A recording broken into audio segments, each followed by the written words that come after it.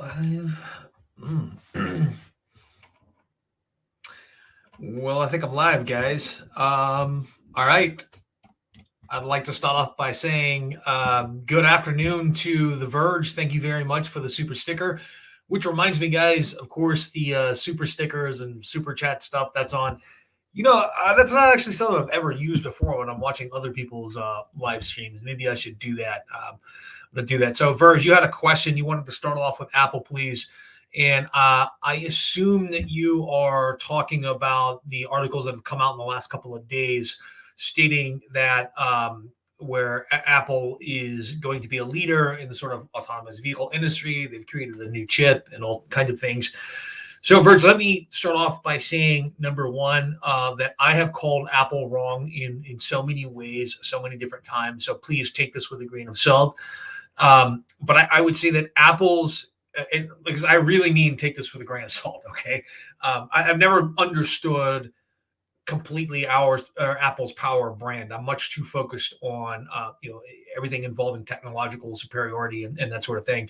And Apple is not really always the most technologically superior choice. And I know that's a radical statement to make on a live stream. It's going to cause somebody to unsubscribe right away, but Apple is simply not my favorite technology or my favorite company. But I like to look at things and evaluate them objectively. And that evaluation objectively has not paid off for me in this case. I own Apple stock, but I don't own a ton of it. And I've really missed out on some of that explosive growth over the years because I didn't have the faith a lot of other people did. But and that really hasn't changed when I'm looking at Apple's ability and their desire to get into autonomous vehicles. How are they going to do this, right? Well, they don't manufacture their own phones, so of course they're going to have to choose a manufacturing partner of some sort.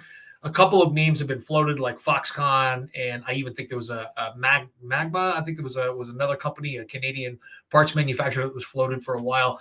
But let's be honest here. This is a moment for Apple that they may not be wrong about this, all right?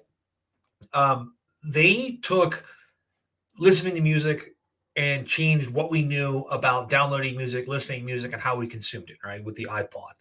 They took the cell phone and they transformed it into something completely different. Our experience of the cell phone, pre-iPhone and post-iPhone is completely different. They were really the originators in not just creating smartphones, but they created this brand new way of interacting with, interacting with your telephone, interacting with the internet, everything, right?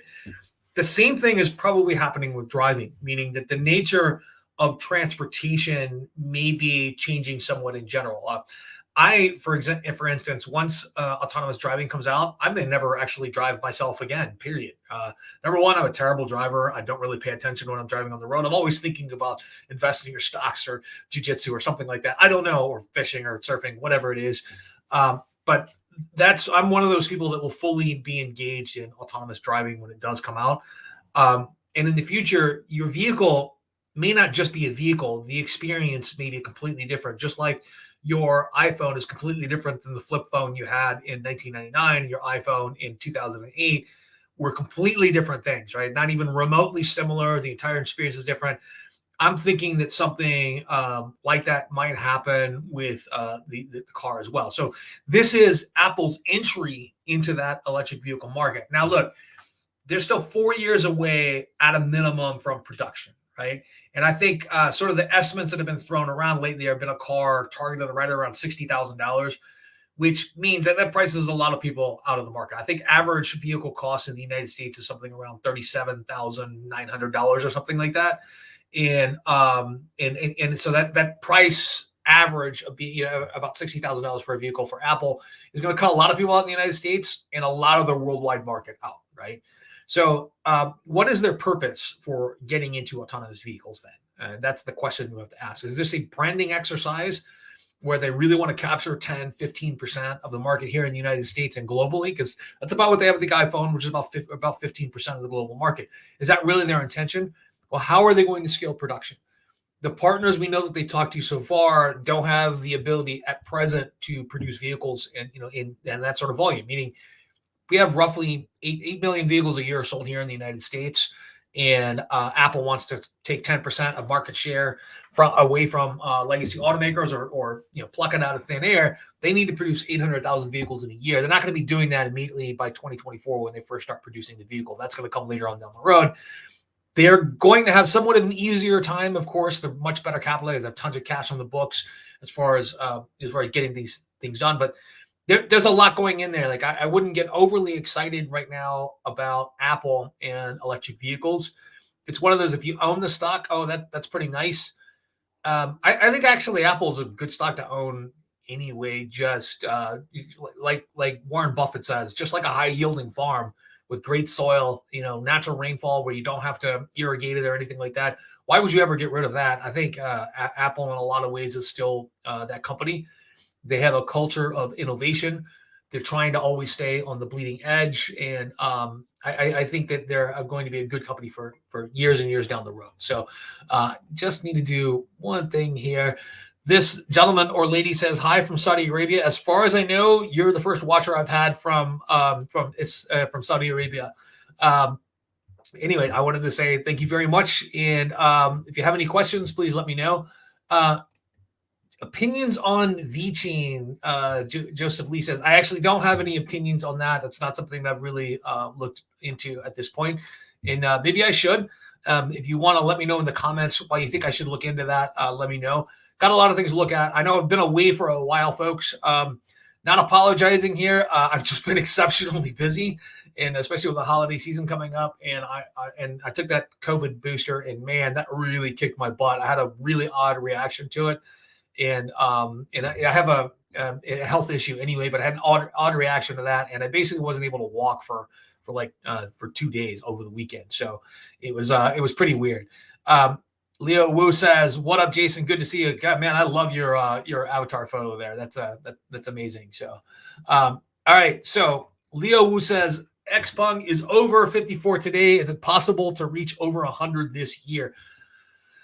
Well, anything is possible, but the end of the year is coming up. The market surrounding Xpeng has really rationalized over the last year. Meaning it's still very volatile. I don't see it going to 100.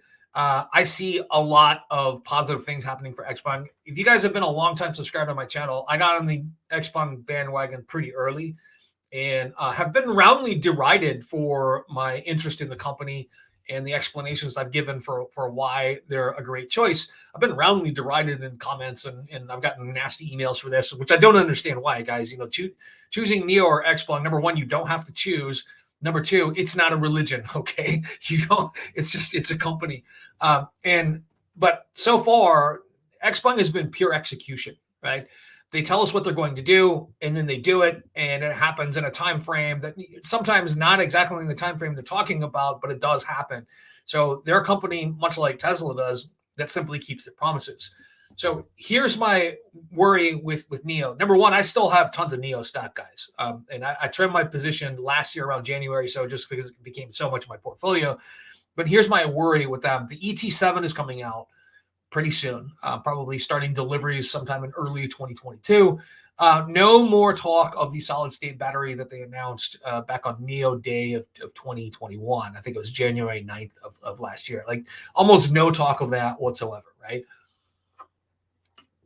So I'm pretty interested to see what progress they've made on that front, whether or not they were sold some vaporware or something like that. But no, very, very interested in finding out what's happening with that.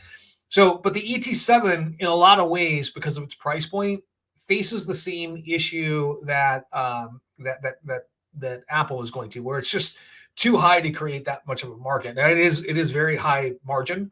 I was kind of running some of my own numbers on this, and it's not any.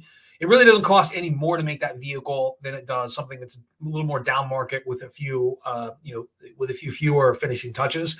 But it's in China, the action is all in the mass market because the middle class, the people who can afford a vehicle like that, is basically as large as the population in the United States. They have somewhere between 200 and 300 million people who could be considered middle class, who can afford to buy a vehicle of one sort or another. So I think it's actually pretty amazing here that NIO has done so well so far.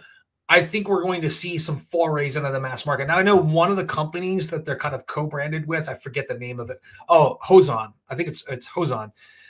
So you folks have maybe never heard about that, but they actually sold something like 8,000 vehicles last month. And they were the third or fourth largest electric vehicle producer in China last month. A lot of folks probably don't even know who they are, but they are actually, there's some sort of relationship between them and NIO. I'm not actually sure what that is. I looked it up a few months ago, but I've forgotten what it is now. That is something I would take a look at. I think that they're looking at making further forays down market into that mass market arena, but under a different brand. I'm not sure that's a mistake or not, right? Branding, like I said, branding is the one thing that I'm extremely weak on. Even with my own businesses, I actually have someone else handle that because to me, it's just one of those things in my mind that I don't get that a lot of other people do today, or in this world is I don't understand the power of brand because I'm an emotionless robot, according to my business partner. So anyway, so Xpeng, no, I'm still really excited about that. Remember, they have 2 more factories coming online the beginning of next year, and I think first and second quarter of next year. So their self-owned production, with essentially their entire process is just their capabilities are just going to get greater and greater. Shoeless Joe says, "Hi, Jason. Did you buy the SoFi dip?" So yes, Shoeless Joe, I bought the SoFi dip, not at the lowest prices, because I do not a lot, but I do some selling of cash secured puts or margin secured puts. In this case, it was a cash secured put. I bought them, I think, at 21, which I think I made $600 selling the 10 puts on that. It was close to $600 selling 10 puts. So I ended up buying at 21 minus the 60 cents on there. So my cost on that is $20.40. And it got down to as low as like $17.15, I think, yesterday. So I could have gotten it lower, but like I said, I wanted to buy more anyway. I just wanted to get a little bump down in price. So, and I do that with a lot of my long-term buys. So at this point right now, I actually own, I think a little bit over 6,000 shares of SoFi. That's how committed I am to their vision of the future. And it's not because I think they're going to go out and dominate the fintech space. That's not the way the market works. It's a market that's just up for grabs. There are 500 billion accounts that are going to change in the next decade or so. And the winner is going to take the most. And in this case, there's going to be lots of winners. Basically, the next 10 years is going to be like it's going to be like a millennial foot race for fintech companies. When I mean millennial, everyone's getting a ribbon and everyone gets a medal. All right, okay, my millennial subscribers, please don't get upset. But essentially, it's actually going to be really hard to be a complete loser in this fintech space because there are going to be so many choices. And there's so much dissatisfaction with traditional banking and things like that. So, so Steven says, "Hey, Jason, I bought SoFi and feel buyers are more since it dropped ever since I got in. Is SoFi still okay? Lots of new selling." So Chamath selling doesn't really bother me that much. Number one, his focus is on creating is SPACs and getting them to market, right? He sold off some Tesla right before it exploded. He's selling off, had to sell some SoFi, I think, for a different reason earlier, but he sold about 15% of his stake now. It's probably to fund some other venture, or maybe all the money that they lost on the Virgin Galactic or whatever. I don't know. But there are a lot of reasons he could be doing it. It's probably because his wealth, just like ours, is not unlimited, and he has to move things around. SoftBank selling out their stake doesn't bother me at all, just because I don't know if you guys aren't familiar with SoftBank. They're a telecommunications conglomerate based in Japan, and they have investments like this all over the place. They are essentially kind of a startup and technology incubator. They invest in a company early and they get out, usually within a year or two of it going public. So this is not uncommon for them to do that. They actually hold stakes in probably a lot of companies you don't necessarily think of. And I think there's a number of video game companies that they own some stakes in. There's a number of technology companies that are way outside of their normal purview, which is they were, like I said, a cell phone company originally, but they are. They function almost like, I can't remember the name of the company right now, but there are a number of like investment houses that operate out of Asia that do nothing but incubate businesses, and they kind of function in that way too. And they have to do that because returns in Japan since the 1990s have been just incredibly, incredibly low, like really low. But okay.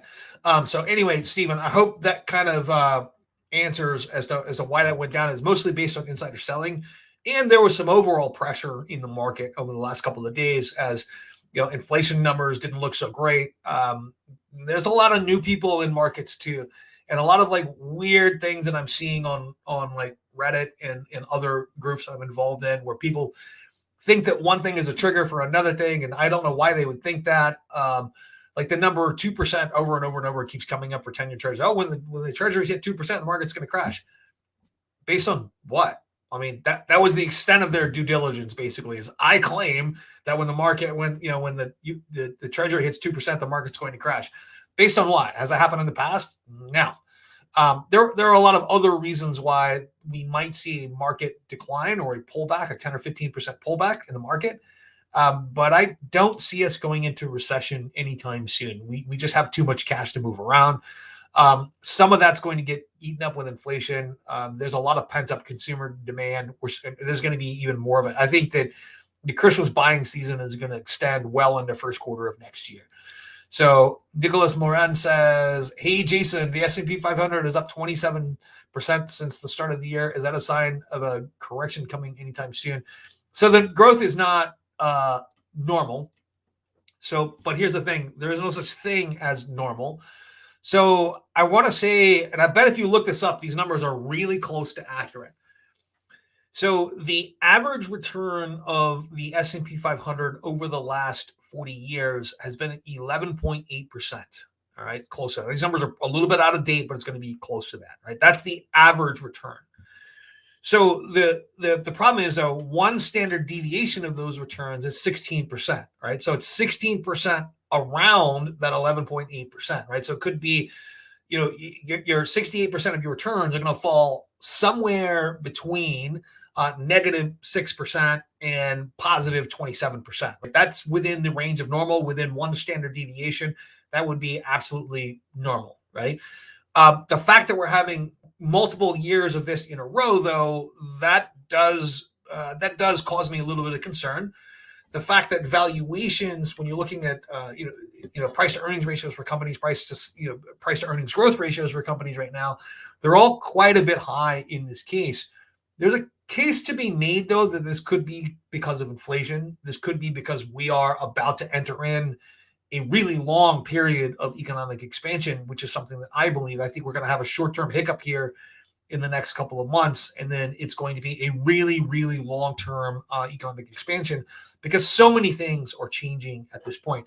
So a correction in my book, though, Nicholas, I generally don't make any moves in a correction other than to buy more. I don't do a ton of rebalancing. So I've started, the one thing I have been doing recently is buying a lot more boring stocks, right? Buying a lot of ETFs that, like, I'm buying some VTI. I bought some DGROW. I bought some DES, which is a small, but basically like stocks that are paying dividends at this point. Some of that is because I'd like to create a little bit more monthly income without using options. The other thing is that I'm running out of great companies to invest in that I don't think are overvalued. Right. The only two companies that I've really been adding recently have been Nvidia and Unity. Right. I did add some Roblox, but just because I like the volatility in that. And I would like to own the company, but I do think that long-term growth, I think that Unity has quite a bit more in the way of potential for long-term growth. So if you guys saw my Sofi video, or not SoFi video, my metaverse video, it kind of took off. It's close to 150,000 views at this point, which would be more views than I've ever had on any video. But that I came up with that idea with someone from my Patreon group like 6 months ago, and we wrote did all the research together, and then I did the video. And I've been slowly investing in those companies that are listed in that description. Most of them, not most of the software companies, not the hardware companies that are listed in that description. I've been doing that over and over and over every month for the last 6 months or so. And, I mean, ended up getting some Unity stock at like $70 a share, $76, $79 a share, something like that. And it's already up to, $170 a share, $180 a share today. Those companies still have a long way to run. And I've made this point before that Roblox paid out $250 million last year to developers who created games on their platform. This year, they're going to pay out $500 million. The business model for Unity is pretty genius, man. It's free there's a free version to get your feet wet and learn how to develop games on their platform. And you can actually take the game, sell your game, see if it works, and you don't start paying Unity anything until you actually start making money. And then they have different professional versions of this, and it's done on a licensing basis. And they have a couple of other ways to make money by monetizing things inside the game too. That they control, or inside the games they control that. This is only going to get bigger. So the Unreal platform, Unity's platform, and there's a couple of other like metaverse platforms out there that are going to kind of like take over. Like Decentraland was built on Unity's platform. I don't necessarily see Decentraland as being the end all be all of metaverses, and there's going to be more than one metaverse.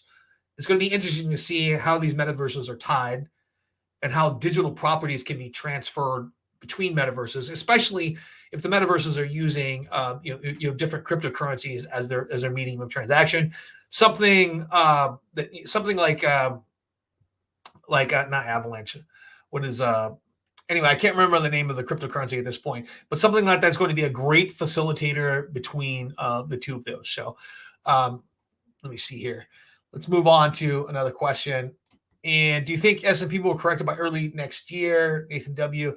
I do think this, like I said, it's not necessarily that it's coming sometime soon. I do see something happen, a market disruption here in the next couple of months, just because that's what happens when things go well for a while. We see a disruption. It shakes some people out of the market. Some companies revert back to their valuations based on fundamentals. Right now, we're getting pretty far divorced from fundamentals in a lot of cases. So that is one thing that is concerning. But you're rarely going to hear me talk about bailing on a particular stock. You're rarely going to hear me talk about bailing on a particular index or anything like that. I will say that the one thing I'm doing right now is not adding a ton of technology stocks. I'm adding more boring stuff. And like I said, a couple different reasons. Number one, I think that I'm subconsciously preparing for volatility coming up here in the future. And number two, I wanted to create more income. Let me see here. Fresh Aquarium says, I'm pretty worried about interest rates going up. It can't go up too much because of government debt. I see as a main concern right now. Okay. No, it is a concern. I do foresee that we could have rate shocks next year, which in my mind for long-term investors create a real long-term investment opportunity. People are going to vastly overreact to interest rates rising. So if you're younger than age 40, then you're probably used to interest rates the way they are now. Like I still remember the note that my parents had on our house in Texas that they bought in the 1980s, where that mortgage was 16%. Okay.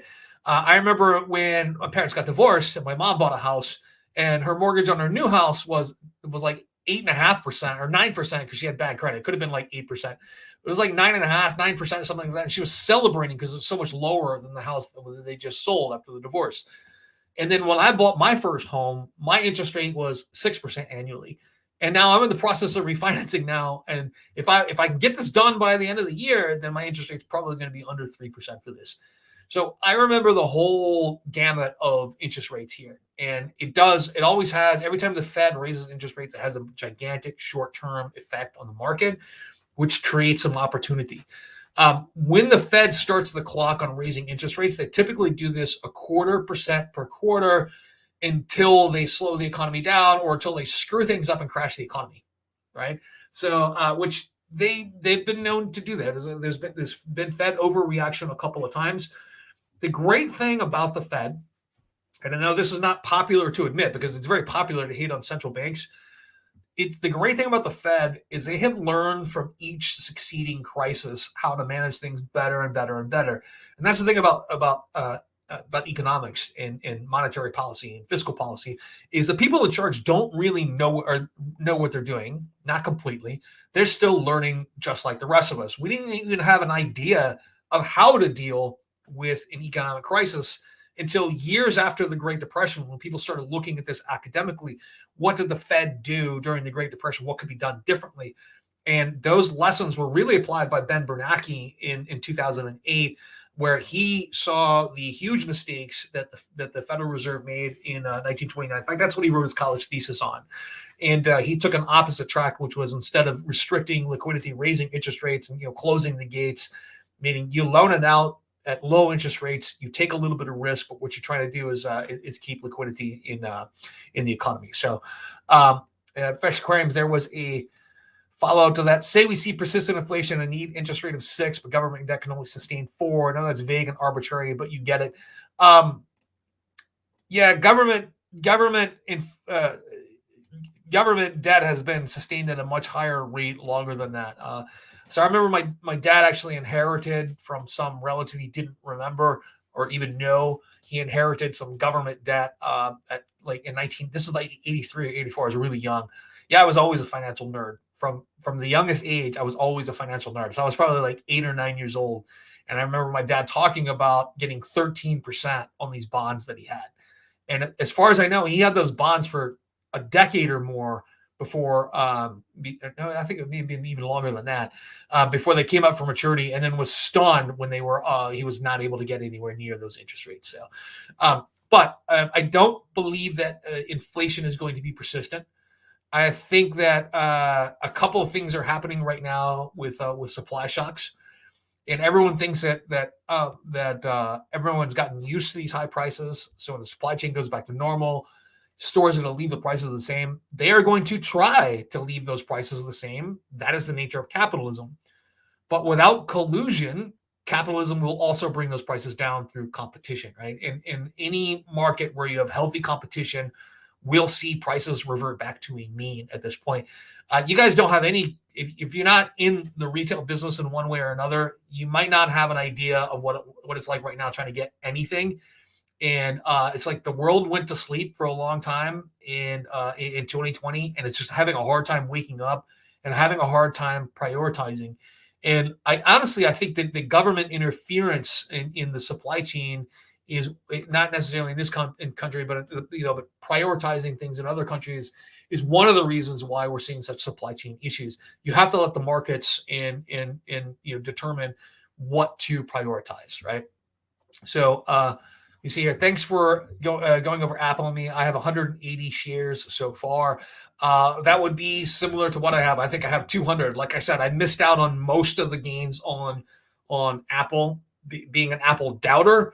And there's always good reasons to doubt any stock, right? But I don't think that I necessarily understand the appeal of Apple to a degree. So definitely take what I have to say about Apple with a grain of salt, right? Right? Okay. Hitman Ak-94, which by the way is an amazing rifle.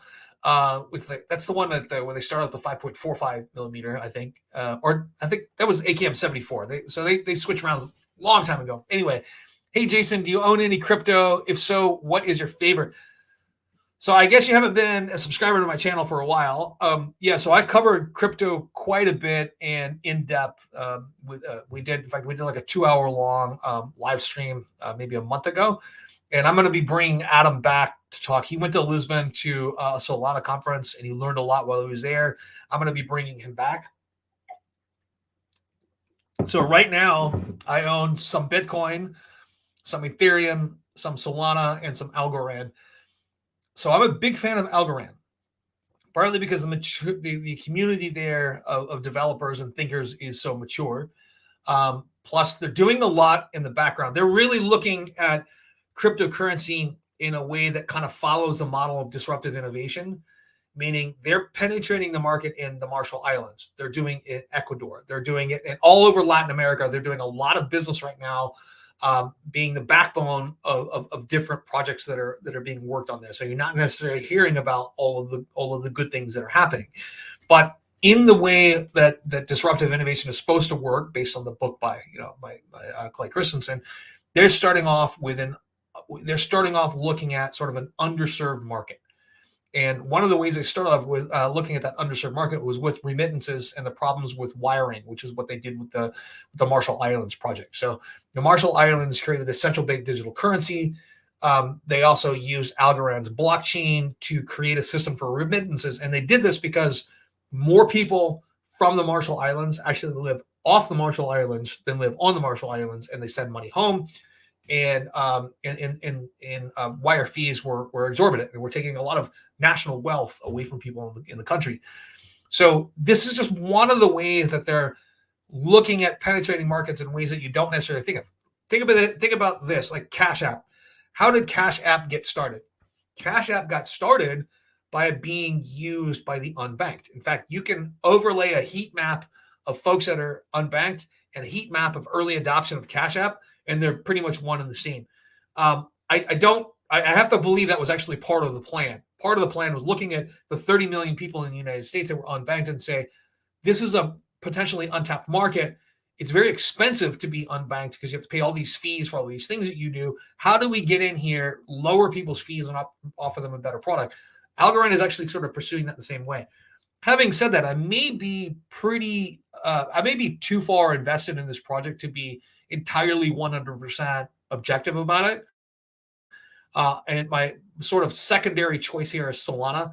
The only reason that I'm not investing more in Bitcoin and Ethereum is, number one, I don't necessarily see Bitcoin as being a leader in DeFi or the transactional things that we're supposed to be doing with crypto here in the future. And but I do see that Ethereum is probably going to be around. There's not going to be one winning blockchain, guys. There's going to be multiple. Adam actually is the one who kind of convinced me of that. So Anvar says, welcome back, Jason. Looks like you recovered well. I did. I had a weird reaction to the COVID booster shot. So I have a sort of an undetermined autoimmune disorder that resembles gout. Like for years, I thought I had gout, where my joints get attacked by my own immune system, and went through a number of tests, figured out that it's not gout, it's some sort of autoimmune disorder, but no one knows what it is. So essentially, I took the COVID shot, and every joint injury that I ever had flared up for days. And to the pain in my feet was so much that I couldn't even walk. But even after a couple of days, normally I do like 200 push-ups a day, like not all at once, of course, like 20 push-ups here, 20 push-ups there, just all day long. I could not do 50 push-ups 2 days after I got the shot. Like I physically could not do it. It was so, like, I didn't have the muscle power to do it. It was one of the weirdest experiences of my life, So Xpeng earnings a new forward statement. Did you see it? Yes, I have seen it. The new forward-looking statement, I'm still sort of digesting that. You always have to look at those with a grain of salt. But really, there's not a reason to doubt Xpeng in this case. They haven't given us a reason to doubt. They've been pure execution since day one, right? They were always kind of the handmaiden to NEO in terms of public attention in the United States. But remember, NEO is better known outside of the United States or outside of China than it is in China, right? We don't really know the level of market penetration that both of these companies have in the psyche of regular Chinese people. Now, I know that NEO probably has better branding power. I know they are actually probably a little bit better known than Xpeng in China, or maybe they've captured that prestige market. But they've done so in a way that creates things that are a drag on their company right now, like these NEO houses. I don't see them being enormously profitable if they're going to move down scale. And here's why. NEO will not be developing a mass market vehicle. They're going to develop a mass market vehicle under a different brand. There's probably, other than maybe England or something like that, there is probably no country on the planet that is more class conscious than China is, right? For good and for bad, right? And there's good in that and there is bad in that, and I'm not going to go into that. But look, NIO created this high-end luxury vehicle where you get access to these NIO houses where I've talked to people that have told me that they would buy a NIO car just for the free childcare, where you can drop your kid off at the NIO house, you can go do your shopping, come back, pick the kid up, have a coffee, reserve a room there to have a conference in, all that stuff, all because you bought their $80,000, $60,000, $50,000 car and have their battery service too, whatever that is. So a couple of different reasons why this is good. It gives you Guangxi in China, which is Guangxi is like connections, but the phrase goes a little bit deeper than just having connections here in the U.S. Connections are everything there, right? People don't necessarily pull them up by their bootstraps. They do that by who they're connected to. You're not going to let the unwashed masses, and I'm trying to say this in the nicest way, but the unwashed masses who buy the $30,000 car, you're not going to let them in the NIO house as well, right? That's why when NIO does move downstream, it's going to be into that wider mass market. I can almost guarantee you that it's going to be done under a different brand. I think GAC NIO, they have some sort of brand they put together. Hosan works together with NIO as well. I can almost guarantee you that they're working on something like that. It's going to be like a NIO Lite. The problem with that is if you buy that car, everyone knows you couldn't afford a NIO, right? Whereas Xpeng has just created a different culture around purchasing their vehicle, where they're young, they're hip, they're technology packed, and they're affordable. And there's nothing wrong with that. But if you're buying NIO's down market brand, everyone knows you just couldn't afford a NIO, right? So I think that culturally and class-wise, NIO may have dug themselves a little bit of a hole here in terms of the privileges that they provide people for who purchase their full-price NIOs. And what are they going to do in the future? And when they want to move into that mass market where they have the potential to sell 10, 15 million cars a year in China eventually, maybe not now, but maybe they have that. So these are the things that I think about, when I'm out, doing my morning runs and when I'm driving my car somewhere. These are the things that I think about, is the issue that they've created with those NIO houses, which were a great branding exercise for a luxury vehicle. But your luxury vehicle market, when there's never been a luxury brand of anything Chinese, could be pretty limited. And you have to move. You don't necessarily have to, but Tesla has shown is that steady march downwards towards to a mass market vehicle has been one of the things that keeps people engaged in your company, right? Part of what kept me engaged in the company is when I first bought Tesla stock, I couldn't afford the car, right? Basically, I could afford to buy a car by selling off a few shares now, right? But I mean, I wouldn't do that. It was a terrible idea. But eventually, when they move down into that mass market, I'll buy something like I want to buy a Tesla Cybertruck. When they come out, I'm going to buy the $40,000 version, whatever that is. But yeah, so I think that we're beginning to see Xpeng sort of take off here.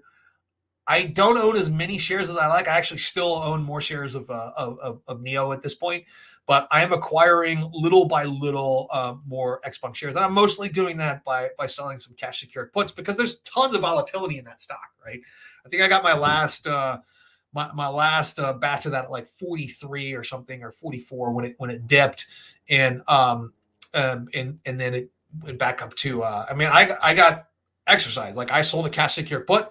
It dropped below 43. The guy forced me to buy his shares, and now it's up like $54 a share or something like that. So that's generally how, if I have a really super long-term outlook on a company like that, that's one of the ways I'll get into the stock. And while I'm waiting to get into it for the price I want, I'll get paid for that too. So Anvar, thank you so much for the super sticker. I hope that kind of answers your questions. Just reminds me, guys, the super stickers and super chat and that stuff is on. Steven says, are you a Palantir investor? So, Steven, I don't hold Palantir stock, but I do have a few Palantir leaps out like 3 and 4 years. So my view on Palantir has been radically different than, say, like a Tom Nash out there, or so you have people way on the pumper side and way on the take a dump on the company side. I'm neither one of those. I think that they are a military and government contractor, and I have been working with military and government contractors for the last 18, 20 years. Their growth potential looks a lot like SAIC's did. And the manner in which they went public looks a lot like SAIC did too, right? So SAIC was founded by a number of like scientists and engineers, I think sometime in the 1960s or something. And they finally went public in like the year 2000 or something like that. But sort of that second generation of company leaders that was there saw the markets as a way to kind of cash out on their investment. I think that SAIC's had increasing profits every year for something like 30 years, every quarter for something like 30 years. It was ridiculous. The day they went public, that kind of ended. They've had a few times where revenues haven't really grown. And they simply haven't been as energetic a company since they've gone public in many, many ways. But they're still growing, but the revenues are still growing on an annualized basis. And they're growing pretty much in line with what you would expect with any other major military contractor like Honeywell or Atomic Labs or something like that, or Northrop Grumman. And in the end, I don't think that Palantir is going to look much different than that unless they find a real avenue into the private sector. The problem is, and you can see this by looking at Glassdoor, is that Palantir has a little bit of a weird culture at work, right? And they limit the base salary that you can have, and they pay you based on stock options. So that can be great if your stock is increasing, but what is happening with Palantir stock since they went public? It hasn't really done very much. So I think they're going to start seeing a brain drain, and they're going to start seeing a lot of their engineers move off into different companies at this point. And I think a lot of those brains are going to go to really large contractors that are private or some that are public that you may not have heard of, but they're already established in the defense industry, like rock solid established in the defense industry. They know how to win contracts. And look, all these companies are like, I was looking at SAIC's recent acquisitions. It's all been about AI. So I'm an investor in SAIC. I worked for them at one point as a contractor, not as an employee. It was one of the weirdest experiences of my life there too. And it was just we had an anthrax scare when I worked there, and like 2 people in my section got fired because they sent detergent through interoffice mail. And that was like right during the anthrax scare. So I understand why they got fired. The things that happened afterwards were just weird, just really, really weird. But no, so my thing is I just don't see them as being incredibly special. I don't think they have an insurmountable technology lead. I don't think they're going to be able to keep their talent, especially now that they've been able to cash out and the stock is no longer growing. I think that their best engineers, their best software developers are going to leave. They're going to go to other companies and take giant fat paychecks along with stock options and benefits that Palantir isn't paying, right?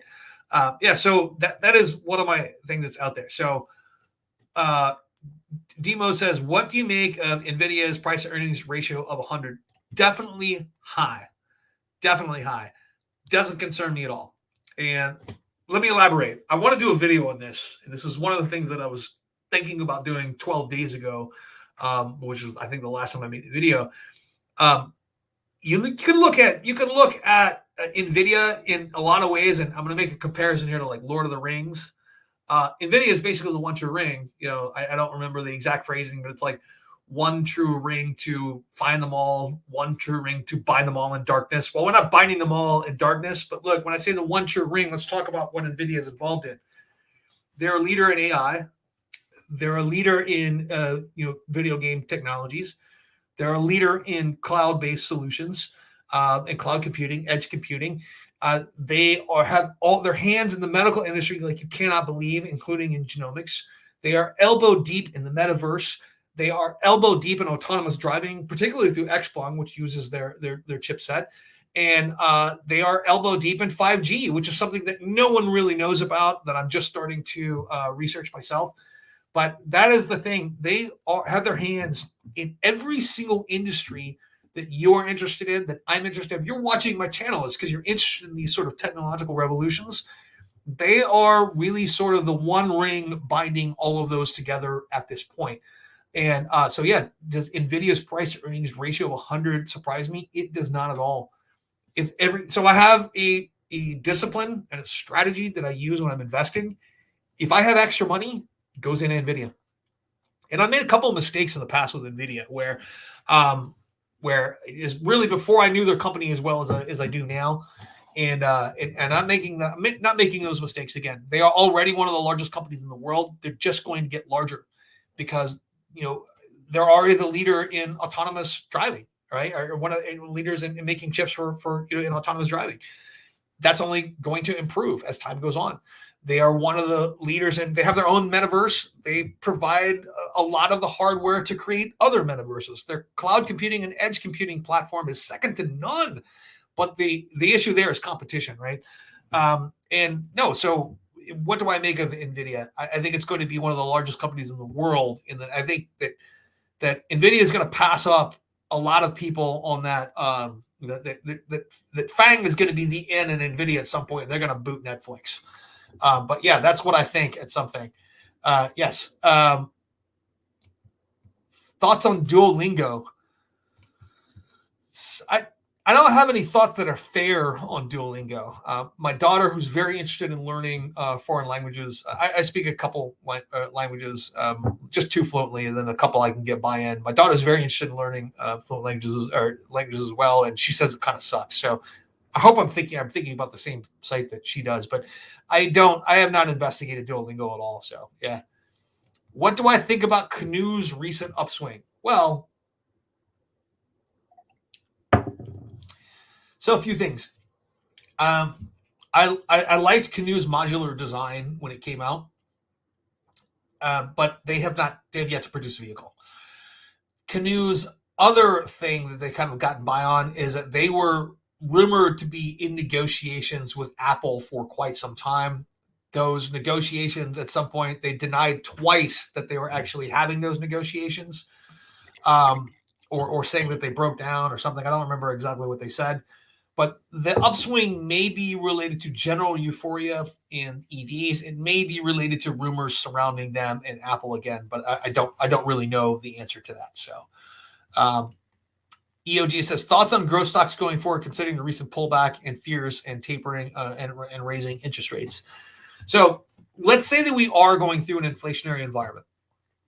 And let's say that interest rates go up to 6% and 10-year, like short-term interest rates are at 5 or 6%, meaning you can get a CD at 5 or 6%, which means that millions of people over the age of 55 will not be in stocks. They're going to be in CDs whenever they can.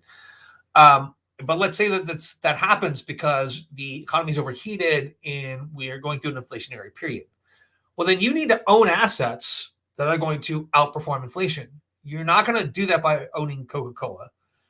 You're not going to do that by owning, it's going to help by owning some financial stocks, but you're mostly going to do that by owning stocks that grow faster than inflation does, and you are looking at technology stocks.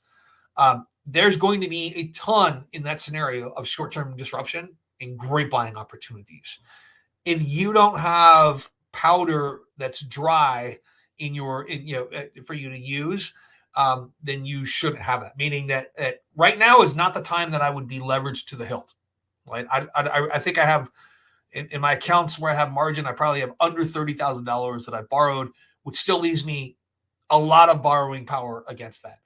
And I'm not borrowing anything right now until we see a large pullback. And then I'll probably go in. And I do use leverage to buy things for like long-term investments.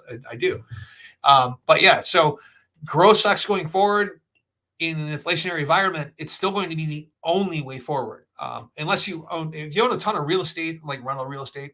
I own a few. I don't really like being a landlord, but I do own a couple of rental properties. That is one of those things that's great about keeping up with inflation. But your opportunity to get into, and I talked about this last year about this time, your opportunity to get into apartment REITs is pretty much over. Like yields went from 4 or 5%, and now we saw 56, 57% growth in those ETFs in those stocks. And now yields are around 2% because people know that these are one of those assets that's going to help you keep up with inflation over time, is rental real estate, especially like something like Res, which is a REIT of REITs, where each REIT owns hundreds, dozens or hundreds of different properties. They all have thousands of leases coming up at any one time. You're able to raise rates pretty significantly on those properties if we go through an inflationary environment. And having this is one of those times where REITs are really going to perform really, really well as opposed to owning an individual property. If we see a lot of inflation, you may not be able to raise rates but once a year or once every 2 years. But when you have a REIT, that's all being done for you. Now you're paying a little bit of a cost on the front end there by owning it. You're getting a little bit less in the way of return because you're paying management expenses. But on the back end, because they own multiple properties in there, you have a proportionate slice of those. That income is growing over time faster than yours is probably growing because there's just simply more opportunities for it to grow in that inflationary environment. So your ability to get in, though, at a price, you missed that. That was last year when I started adding heavily apartment REITs. People are saying, "Whoa, it's only 10% below where it was pre-pandemic." Okay, if you're basing your psychology around when you purchase around a pandemic, well, that's a mistake in the long run. So those positions, I was just looking at this yesterday. In fact, the positions on my REITs have averaged 57% return over the last year. Plus, on my original investment, I'm still getting like 3.5%, 4% yield on most of those. Whereas if you look at the yield today when you buy it, it's 2%. It's 2% because the price has gone up so much and yields haven't caught up yet. But they will. The prices of the REITs have gone up so much because a lot of people were thinking the way that I was thinking, right? So, yeah. Mark T says, what do you think about Vroom at these prices of 16 a share? They won $30 billion in cash and they bought their own finance their sold cars. I have not looked into Vroom that much. That is something when we had the portfolio manager group going on that we looked into Vroom, and we also looked into, I forget the one that's based in Arizona, but we did look into those. I had a hard time seeing how they were going to compete with some of the other companies that were out there. But I would be happy for someone to make that case for me and to tell me what the case for Vroom is, besides just having $1.3 billion in cash and their own finance company. Those are important things. But God, I just can't remember the name of the company that's based in Arizona. But I looked at them and I looked at their growth. I looked at their growth and all that, and that looked like a good story too. And that stock has gone basically nowhere. So right now, what kind of opportunity does interest rates increase present? The opportunity, like I said, is in real estate at this point, rental real estate at this point. Rents are going to go up because fewer people are going to be able to afford a house. As interest rates rise, you're going to see first the cost of borrowing money is going to go up so high that people have to cut back on the amount of house that they can afford. And that in turn is going to drive housing prices down, and it's going to force people into the back into the rental market, or keep them in the rental market, and that's going to be very, very good for landlords. Like I said, I don't necessarily enjoy being a landlord, but it is good steady income. One of those things. Also, I don't recommend, and someone texted me a message the other day talking about inverse ETFs, and there's tons of inverse ETFs that are based on the bond market, not just stock markets. And they're talking about doing this. Like, look, I did a video like a year ago or maybe a year and a half ago on the decay factor associated with those inverse ETFs. It is almost impossible to make money on them over time. Like, it's a daily investment instrument. You have to get in and you have to get out, which is not something that financial advisors recommend. They don't recommend like rapid trading or something like that, and keeping your money in there over time because of the way the volatility works and the way that decay works with leverage. You can't make money over time. So it's going to be trickier to use those funds to make money in an increasing interest rate environment. One of the best opportunities in an increasing interest rate environment, banks. Just buy boring ass banks, man. Wells Fargo. If we're going to go through an era of increased interest rates, Wells Fargo, man. They everyone hates on Wells Fargo for good reason, but they have regulators' ears, and they have too many connections to fail. Basically, J.P. Morgan Chase, TD Ameritrade is actually going to be Morgan Stanley. These are going to be great investments in a rising interest rate environment. They're going to make tons of money in these cases. So, in fact, interest rate spreads, especially on margin, are going to be some of their biggest money makers. And so I think those are your opportunities for interest rates is rental real estate and financials. Financials do really, really well. I think SoFi is going to be a huge beneficiary of increasing interest rates. What do you think long-term 10 years plus invest meta ETF Roundhill? So number one, Kevin, I think that it's one of the only ways to get really broad exposure to but focused on the micro section of the metaverse. And I own some of this. I think I own just like 195 shares or something like that. Because I own a couple of the stocks inside of there. And I didn't want to say on that video, everyone's doing videos right now, like, 5 best metaverse stocks to own. Dude, we have no idea what's going to win in terms of metaverse stocks, right? This would be like trying to buy internet stocks in 1993. I can guarantee you, if you went back in time and not if you knew what you knew now, but if you knew nothing in 1993 or 1995 and tried to choose 100 internet stocks, 99 out of 1 would fail, right? There were so many companies that seemed like these are bulletproof. Like, I cannot believe that Netscape essentially went out of business, right? There were so many reasons to believe that every company out there was going to make it big, and they all ended up failing for the most part. But if you just owned a technology mutual fund at that point, or even the NASDAQ 100, you did pretty well. You did really well in this case. So focus ETFs like this really didn't exist back then, and there were only 1 or 2 internet-related mutual funds in that time period, and they didn't really do that well in that time period. And in fact, they're not around anymore. They closed up shop, and meaning the funds actually closed. They didn't stay in business. They liquidated and returned money to investors. In this case, with an ETF, it's a little bit more. In fact, it may not be possible. I think it's more difficult to do, but it may not actually be possible to actually just close the fund. But I do think that that's a great investment and a great way to get started. And it may actually be one of the bigger indicators of when we start to see kind of this winnowing and lose, and like winners and losers created in this space, right? So hold on a second. So the issue with the Meta ETF Roundhill's Meta ETF, my big issue right here is the high fees inside of it. I think it was 75 basis points on there. That's like mutual fund high. That's really high, especially when they say we created a meta, a metaverse index, and we're going to rebalance once a quarter. So basically, you bought an index fund they create the index. So you bought an index fund that you're paying 0.75% on an annualized basis, right? That's a really high fee. I suspect that as they start to get competition in this field and there's more and more metaverse ETFs, that we're going to see those fees come down. But honestly, man, that's a real high fee for an actively managed, for what's supposed to not be an actively managed mutual fund, which is an index fund, right? So yeah, kind of ridiculous. So I wasn't happy with the price, but that's kind of my only choice right now for broad exposure to that sector. So, hi Jason, do you know anything about AGC? Soon will merge with Grab Super App in Southeast Asia. Actually, I do not. I don't actually know anything about that. So, Jason says NIO will be a mass market high-end vehicle. Well, how many people are in this high-end mass market?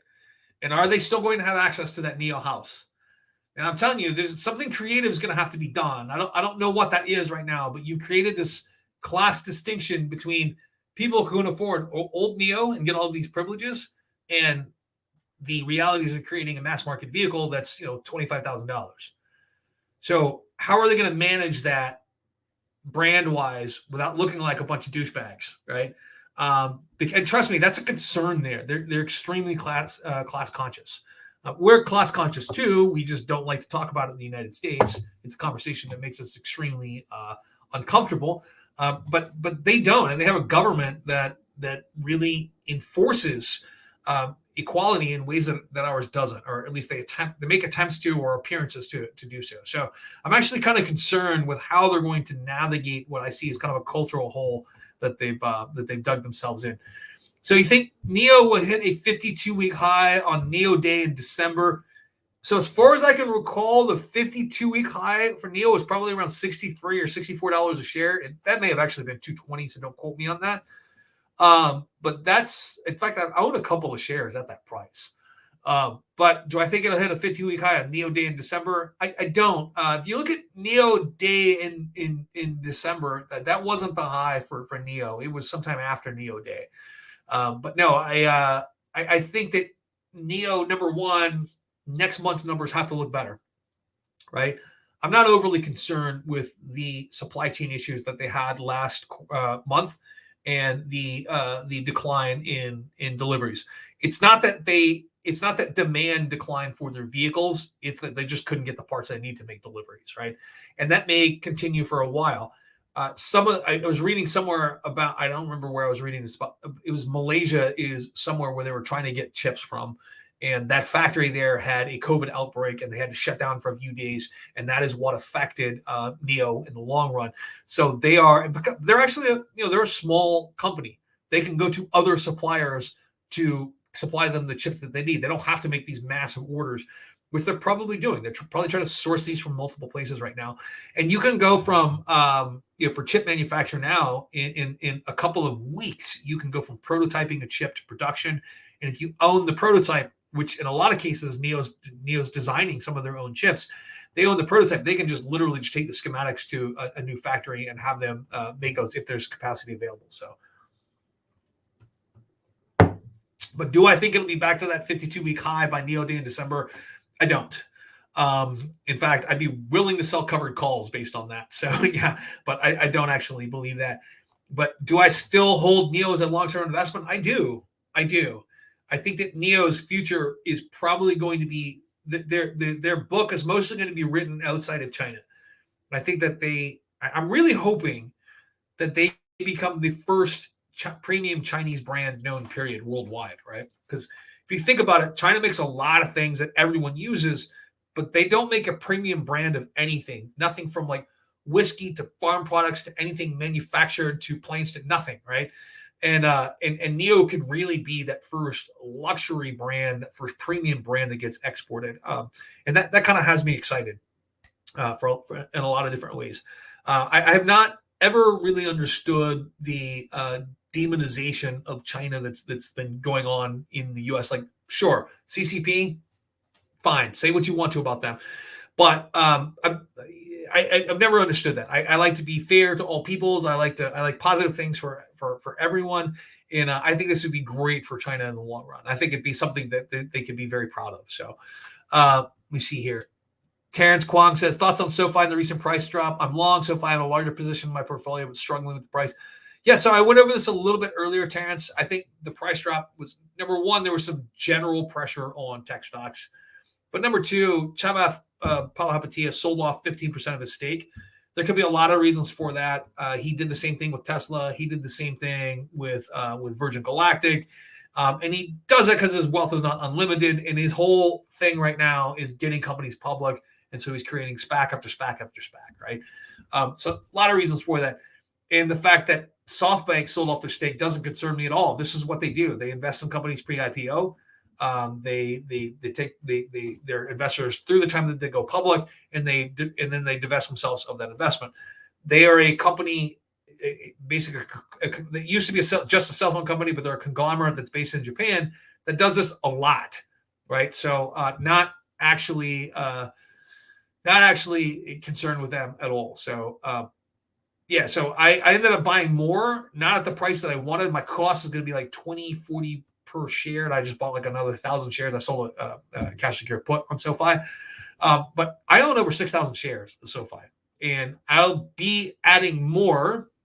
Until it gets to almost double digits of my net worth here. So, Alibaba says, "What do you think it's going to hit 100?"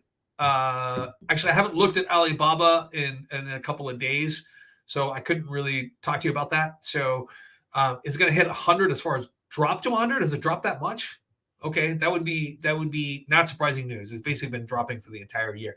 But no, I haven't paid so much attention to Alibaba in the last couple of weeks. That is not a stock that I own, and a number of different reasons behind that. Honestly, man, I probably have the worst reason not to own that stock. Is I saw a movie that Jack Ma produced for him. It was like some kung fu movie that he produced and starred in. It was freaking horrible. And I was like, man, anybody with an ego that large, and maybe it was all in Chinese. There were no subtitles. I saw it on the flight, but I was like, and I was like, and I remember saying, who is this guy? Who is this actor? And then thinking, oh yeah, that's Jack Ma. I finally recognized him.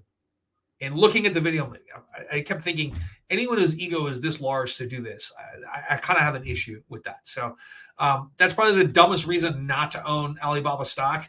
But I haven't owned it since then. And I thought about getting back in numerous times just because it is a great company. They do have a lot going on. But Jack Ma has fallen under the eye of the CCP right now. And I'm a little concerned with that. So, yeah, I'll be looking at Alibaba again here in the future. And Ellie Deschamps says, what do you think about JP Morgan versus Tesla case?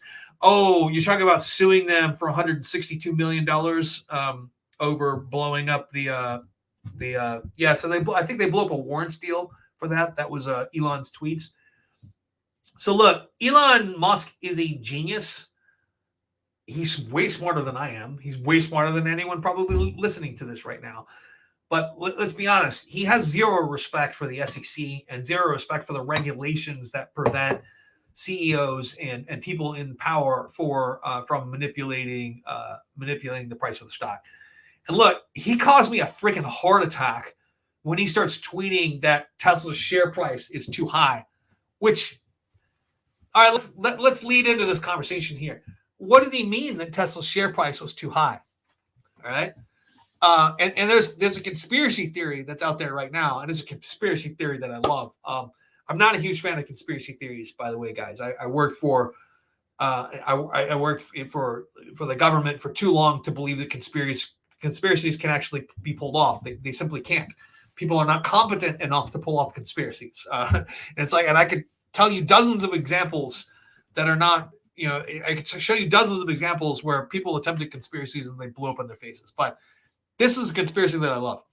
That Elon Musk actually said that the price is too high, not saying that the share, it wasn't worth $1,200 a share, but really indicating that he thinks there should be a stock split, right?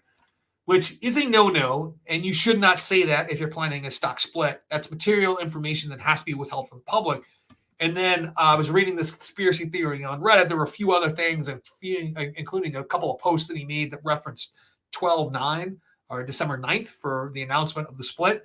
I don't know that any of this has been confirmed. It's probably rumor, and it's definitely a conspiracy theory at this point. But you're not allowed to do that as a CEO of a publicly traded company, period. You just aren't allowed to do that. It's against regulations. It's against the law, and you can be fined, and you can go to prison for this, right? Hold a second. You can go to prison for this, right? And it can prevent you from having access to capital markets in a way too. But not only that, there are some panickers out there. You cost them millions of dollars. You cost moms and pops $10,000, $15,000, $100,000 in investment. People who've been invested in your company for years who reacted to the thing that you said. Maybe in a way that it's not the way I reacted, but I watched my accounts go down by tens of thousands of dollars based on something that he said, and then the ridiculous poll on should I sell 10% of my stock in order, sell 10% of my stock. It has nothing to do with him wanting to sell 10% of his stock. It has everything to do with him exercising his options before they expired and then having to pay taxes on those. But one of the reasons I think that he may have hired his lawyer that used to be an SEC lawyer is I think that he violated some blackout period regulations because there is some sort of announcement that's going to happen with Tesla stock here in the near future. So I'm a long-term holder of Tesla, so you're not going to see me buying and selling stock or even if I sell it. And like I sold a call option on Tesla the other day for like $1,500, right? So it's not going to go to $1,500 in 2 weeks, right? If it does, that's great. But I did that to generate an extra like $200 or something. But I'm not planning to sell it. There's like a less than 1% chance or something that's actually going to be in the money at expiration. But in any case, I'm not selling Tesla anytime soon, not in the next 10 years at least. But he's got to stop doing this shit and stuff. He's just got to stop doing it. I just got a text from my buddy who says I'm starting it's starting to show that I'm inebriated at this point. So guys, I've been actually preparing holiday meal stuff and drinking pretty much since noon. So bear with me. But yeah, so the JP Morgan case, I think that Tesla's going to have to settle, and they're going to pay JP Morgan what they're owed, because Elon Musk scuttled that warrant deal for JP Morgan, and now Tesla, because of their actions, owes them $162 million. They've got more than $20 billion in cash in the bank. $162 million is not going to hurt them. But yeah, so that's what I think is going to happen. This is going to be settled out of court. You're not going to hear a lot about it. You're going to hear that it's been settled. You're not going to hear that there was a cash reward. It's probably going to be close to what JP Morgan is actually owed, and JP Morgan actually deserves it. All right. Ozai says, is it Ozai? Are you I don't, this is not meant to sound rude or anything. I'm just curious. Ozai, is your name Turkish by any chance? Am I pronouncing it correctly? Because I know that some letters are pronounced in Turkish and some aren't. But okay. Anyway, is it common for a large company to reschedule their earnings call? I had that happen recently with TTCF, and it was awful. So it's not common for a company to do that. It does happen occasionally to reschedule the earnings call. And sometimes it happens because earnings have to be restated. Sometimes it just happens because of scheduling conflicts. You don't know, but most of the time it happens because earnings have to be restated because there was an accounting error or something like that. So, yeah. So if China launches a blockade around Taiwan, what's your first financial move? Financial move? My first financial move would be buy as much freeze-dried food and ammunition as possible, which I don't know where I'd store more ammunition. But anyway, that's the thing, is like I don't necessarily see that as an option at this point. Number one, Taiwan can defend itself quite well. I've worked on some assessments of their abilities before, and the reason, and economically speaking, like with the assessments of their military in relation to like them actually being invaded by China, this would be an incredibly costly invasion for China, just because of the nature of the way their military works, right? So I don't think that that's really going to be not an invasion is going to be possible. A blockade of some sort, like you're suggesting, could be possible. I think it would be more symbolic than anything, and probably couldn't last very long. Let's remember, though, a blockade is an act of war, right? It's not, just because shots aren't fired, it's still defined by the United Nations as an act of war. So, yeah, I'd be hugely concerned by that. The United States would definitely get involved. We have tens of billions of dollars invested in that, in Taiwan as a country. I'm sorry, as the breakaway province of China.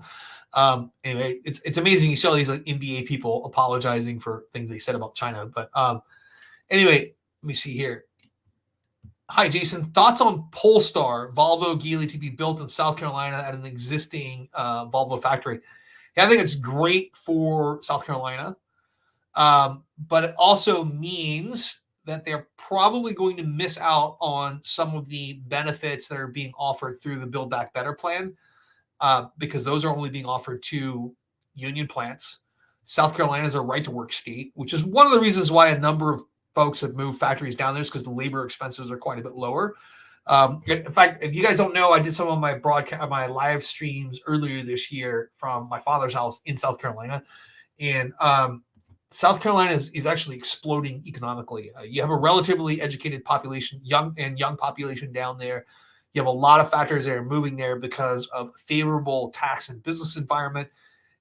And I think that's enormously positive for them. But I think it puts them at a slight disadvantage in terms of competing. And let's be honest, they are not going to be competing so much with Tesla as they're going to be competing with Ford and GM. And that actually kind of puts them at a disadvantage because they're not going to get some of those existing benefits.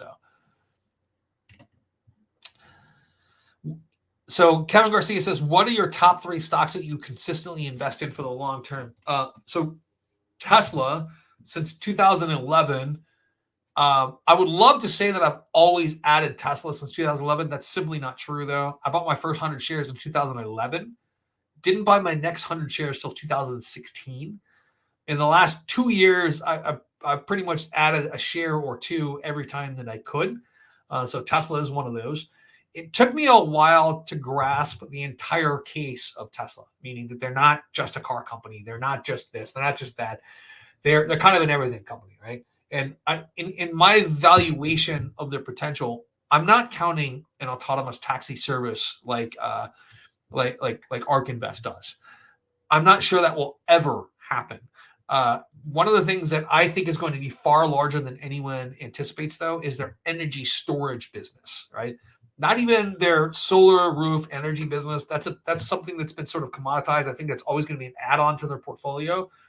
And I think it's going to be, but I think that's really going to be selling energy storage. I think that grid scale level energy storage is going to be big business. I also think it's going to be big business for homes later on too, because I think that even when grids go totally smart and grids go totally green, that they're not going to get everything right away. And I think that people are going to want their own battery backup, so for their own reasons for a while. So, yeah. Oh, wow. Okay, I didn't realize I had so many comments I haven't gotten to yet. So, Terrence Kwong says TGI and Huawei are global brands. Yeah. So, okay, my other three stocks. So, Nvidia is one of the others. Like I said, that about Nvidia earlier in the live stream is that Nvidia has its hand in everything that you and I are invested in. Metaverse, it's there. EVs, it's there. Cloud computing, there. Edge computing, there. It's AI, it's all there. It's even in genomics, right? So the AI used to look at relationships between gene interactions. They're all in there. Like, they are so deeply involved in the medical industry that I couldn't describe it. I should make a video on that. In fact, I've got a bunch of the research for that. I need to do that for you. So, yeah. But Terrence Kwong, I'm not sure why you're saying DJI and Huawei are global brands. They are global brands. The two global brands that are hard to deal with in the U.S., though, because of their ownership in China.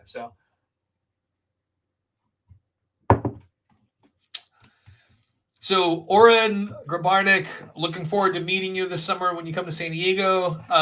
Thoughts on some of ARK's biggest holdings like Roku and Teladoc plummeting immensely. So Roku is not a stock that I followed very much, and it's not a product that I use. Teladoc, on the other hand, like I understand Teladoc plummeting. Teladoc benefited from the pandemic, probably like no other stock really benefited directly from the pandemic other than Moderna. And so it's understandable why Teladoc plummets right now. But I think that healthcare companies are looking at the savings associated with telemedicine. And I think that Teladoc was always a long-term play. It was never a short-term play. It was never going to see sort of, explosive exponential growth in the first 5 years. It was always really a long-term play if you took out the pandemic. I think it's still a very, very good long-term play. I think that Teladoc is going to be extremely successful, especially when it comes to mental health care. There are tons of people that don't want to be seen going to a psychiatrist or a therapist. There are tons of people that are more comfortable talking about their feelings through a computer or something. I'm not comfortable talking about my feelings, period. But tons of people are going, and I was actually convinced of this by someone who is a licensed therapist, who told me that her business actually exploded during the pandemic. And she, of course, like in that, number one, stresses were heavy on the pandemic. But number two, she's able to service more people. Number three, she noticed that some of her long-term clients actually opened up a little bit more when there was this degree of separation between her and them. They weren't right next to each other or in the same room. And she thinks that mental health care is where this is actually going to explode. So, yeah. And Oren Granick says, I think that the Tesla share price is too high. I think it was just sarcasm and ego. Yeah, I don't necessarily know that or not. It's something that shouldn't be said by the CEO of a company. So, what do you think about Rocket Mortgage stock? So I think that So with rising interest rates, some of the opportunity for mortgages is going to go away, right? Some of the opportunity. So when I'm looking at Rocket Mortgage, this is not a company that I follow. So when I look at mortgage companies, I'm looking right now in the future. So when we're going to see far fewer borrowers because of higher interest rates, but those borrowing relationships are going to be more profitable, right? Because of the spread, like the difference between what the interest rates that your deposits in the bank are earning versus what you're going to earn when you send them out a loan. That spreads are much larger. Let's say you're paying 1% CD for a 6-month CD and 5% on a 30-year loan. That's a lot better than now, where you're paying 1/2 of 1% on a CD, on a year-long CD, and maybe 2.9 or 3.1% on a 30-year loan, which you're not going to keep on your books anyway. You're going to sell it at a slight discount, right? And you're going to maybe make 1.5% on that transaction. So those spreads are going to get larger and larger once interest rates start to rise. But the folks that don't have an ecosystem to capture these leads, like that's the one thing you have as a bank. If you are a bank with a physical location, you're able to cross-sell and get people in the door when it comes to loans. The tougher that environment is, the tougher it is for those companies to actually to get the business. And I think that's one of the things that these new fintechs are going to have to prove is that, do you have the ecosystem to capture all of those leads and make those loans? Excuse me. And that's one of the things that I worry about, not just for a lot of these companies, not necessarily for Sofi, because their whole flywheel starts with student loans, right? So you took people with student loans who 11 years ago when you got started were just graduating from college. Now all of these people are in their mid-30s and they're in the highest earning years of their careers. And open up another beer here. Dave Davis has a bunch of emojis. I have difficulty interpreting people's emotions on their faces. I'm not going to do it in a live stream. I have no idea what any of that means. Sorry. Anvar H, would Nvidia be impacted substantially by debt ceiling talk? Yeah, I think it would be. So let me put it to you this way. The debt ceiling talk is just talk. It's always just been talk. The debt ceiling has been raised several hundred times over the last 30 or 40 years for as long as it's been on there, or for as long as it's been a thing. The United States is not going to voluntarily default on their loans, especially not when we can simply pay it. The debt ceiling has been raised in every single administration, whether that is Republican or Democratic. It's not really a thing. It's really just a political weapon to beat each other over the head with. If one party decides to push this far enough to where we actually default on our loans, you should punish that party, right? And that is, and you should punish that party at the polls. You should, but I do think that the talk, though, offers opportunity, like real opportunity. Like I said, the crisis is not necessarily real until it is real, until we actually default on our loans. Yeah. But anyway, that's one of the things that I would like to cover in another video at some point, but it's just too political when you're talking about debt ceiling, how it's not actually kind of a real thing. Oren says, thanks for the sites on Teladoc and mental health. I heard a lot about the psychedelic companies like MindMed using telemedicine and microdoses as an approach towards depression, anxiety, and PTSD. You know what? I'm interested in that stuff, but not from an investing standpoint. So I've looked at, there's a number of companies that are trying out psilocybin for microdosing psilocybin. I'm interested in that just from a scientific perspective. I find that subject very interesting. I find the whole psychedelic experience so interesting, largely because I have so many issues of my own, like sort of processing and understanding other people's emotions and empathy and things like that. So I'm very interested in all of these things that are supposedly supposed to create or to open you up to more empathy.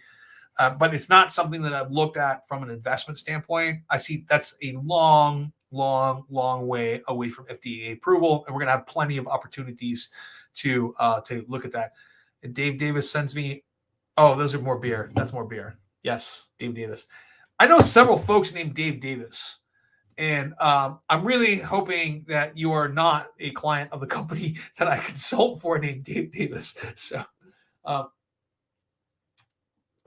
So Will ISO says, when does crypto take over from fiat? I'm not sure that it does, but I think that the distinction between central bank digital currencies and crypto is going to get pretty blurry here in the near future. Meaning that for most of your lay people out there, they're not really going to be able to tell the difference between a central bank digital currency and crypto, other than the fact that central bank digital currency is probably going to be a bit more stable.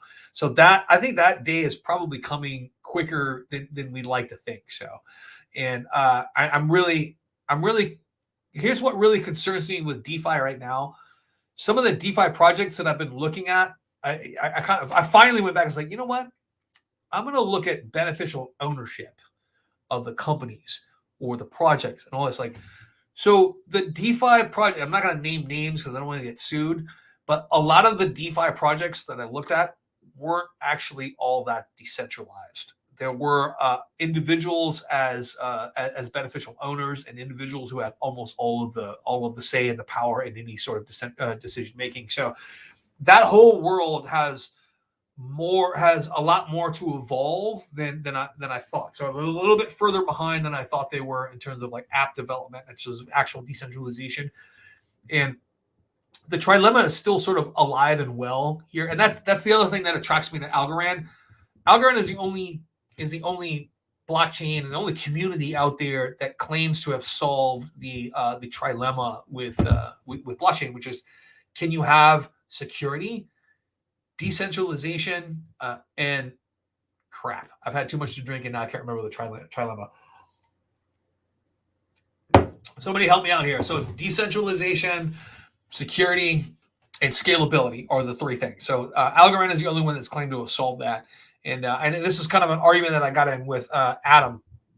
And he's saying that there doesn't need to be 1 million transactions per second. Like, I beg to differ. If you look at Visa's network and MasterCard's network, they can both do, I think, 1.3 to 3 million transactions per second on their networks, and it's all needed. They need to do that.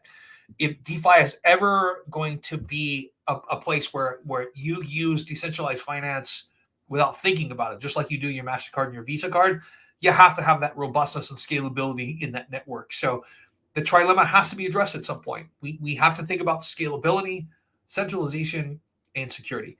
And I honestly think that the only two legs, to most people out there, only two legs of that are really important, and that's scalability and security, which leaves this huge opening for central banks to actually get into digital currency. Like that's going to be a thing, and that's the thing that really bothers me. And that's the thing that I really see as the biggest threat to cryptocurrency and decentralized finance as an enterprise, is the fact that people are going to be satisfied with security and scalability, and decentralization is not even really going to cross their minds, right? When that was really kind of one of the original goals of cryptocurrency, was sort of decentralization of finance, taking out the middleman, taking out the ultimate beneficiaries, taking out all the people that are skimming off the top, right? You still have some skimming off the top. You got to pay gas fees, which is the fees for the transaction. But yeah, so that is one of my big concerns. Let me see here. Oren says, do you think 43 to 45 is a new support for Xpeng from now on? I did a video, I think back in April, where I was like, hey man, now's the time. Xpeng's taking off, this sort of thing. And then they probably dropped down like $38 a share or something like that. But I do think now that 43 or 45 is probably that new support level for Xpeng from now on. I do think that the market has sort of normalized around the company. It's going to start acting a little bit more like a growth stock rather than a crazy speculative stock.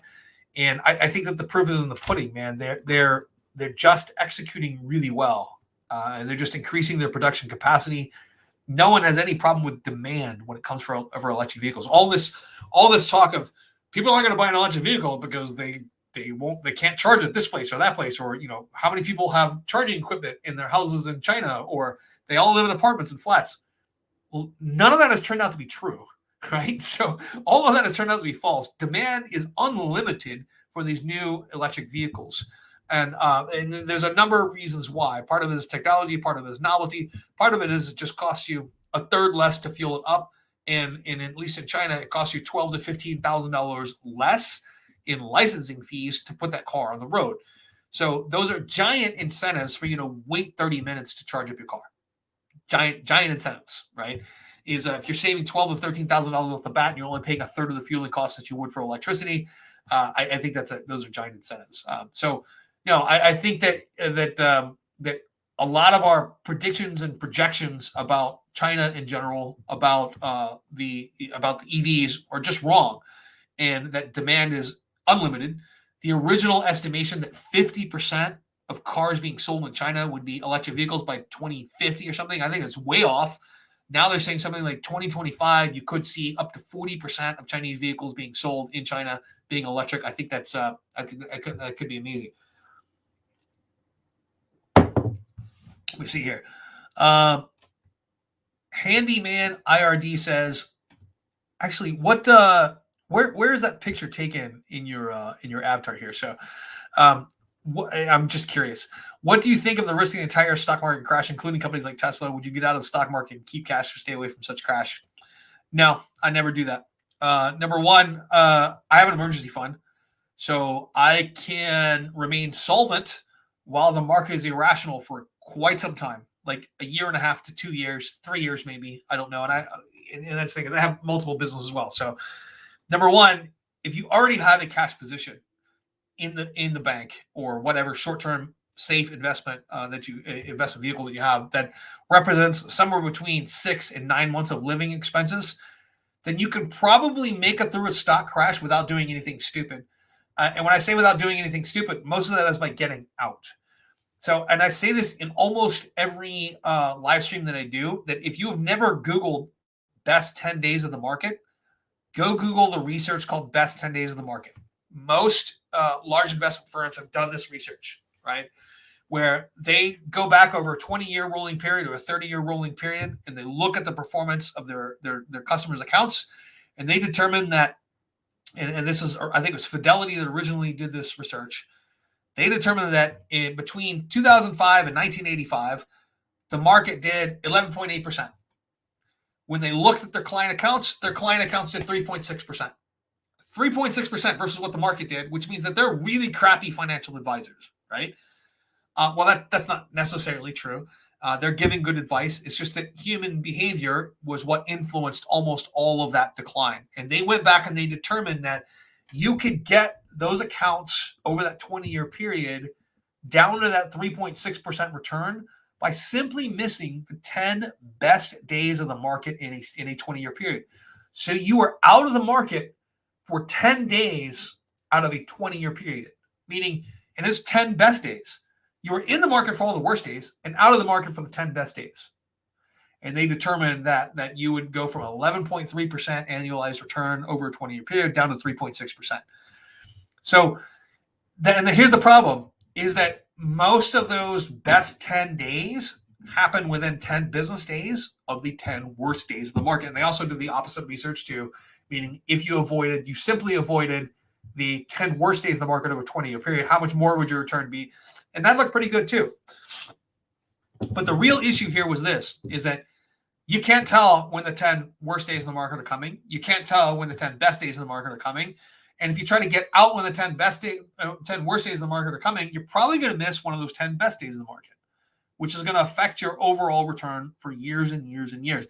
And I saw this in action as a financial advisor way back in 2008 or 2009, actually. It was in fact, one of my largest clients had me sell everything on, I think it was February 26th or something like that. One of those days, 2009. Man, I for the longest time, I was like, just hang on, it'll get better. Just hang on, it'll get better. Just hang on, it'll get better. Finally, like February 26th, she calls me and says, I got to sell. I can't stand this anymore. It's killing me. I got to sell. So I have to do what she asked me to do. I sell everything. The market hits bottom on March 9th of 2009. By June, it's up 40%. She's still out. She doesn't get back in the market until like 2010. And she's perfectly happy doing that. years later finally acknowledges, yeah, I permanently screwed up my net worth by doing that. She literally missed out on like a 60% run up from the bottom back up. And it was because she dollar cost averaged her way back in too.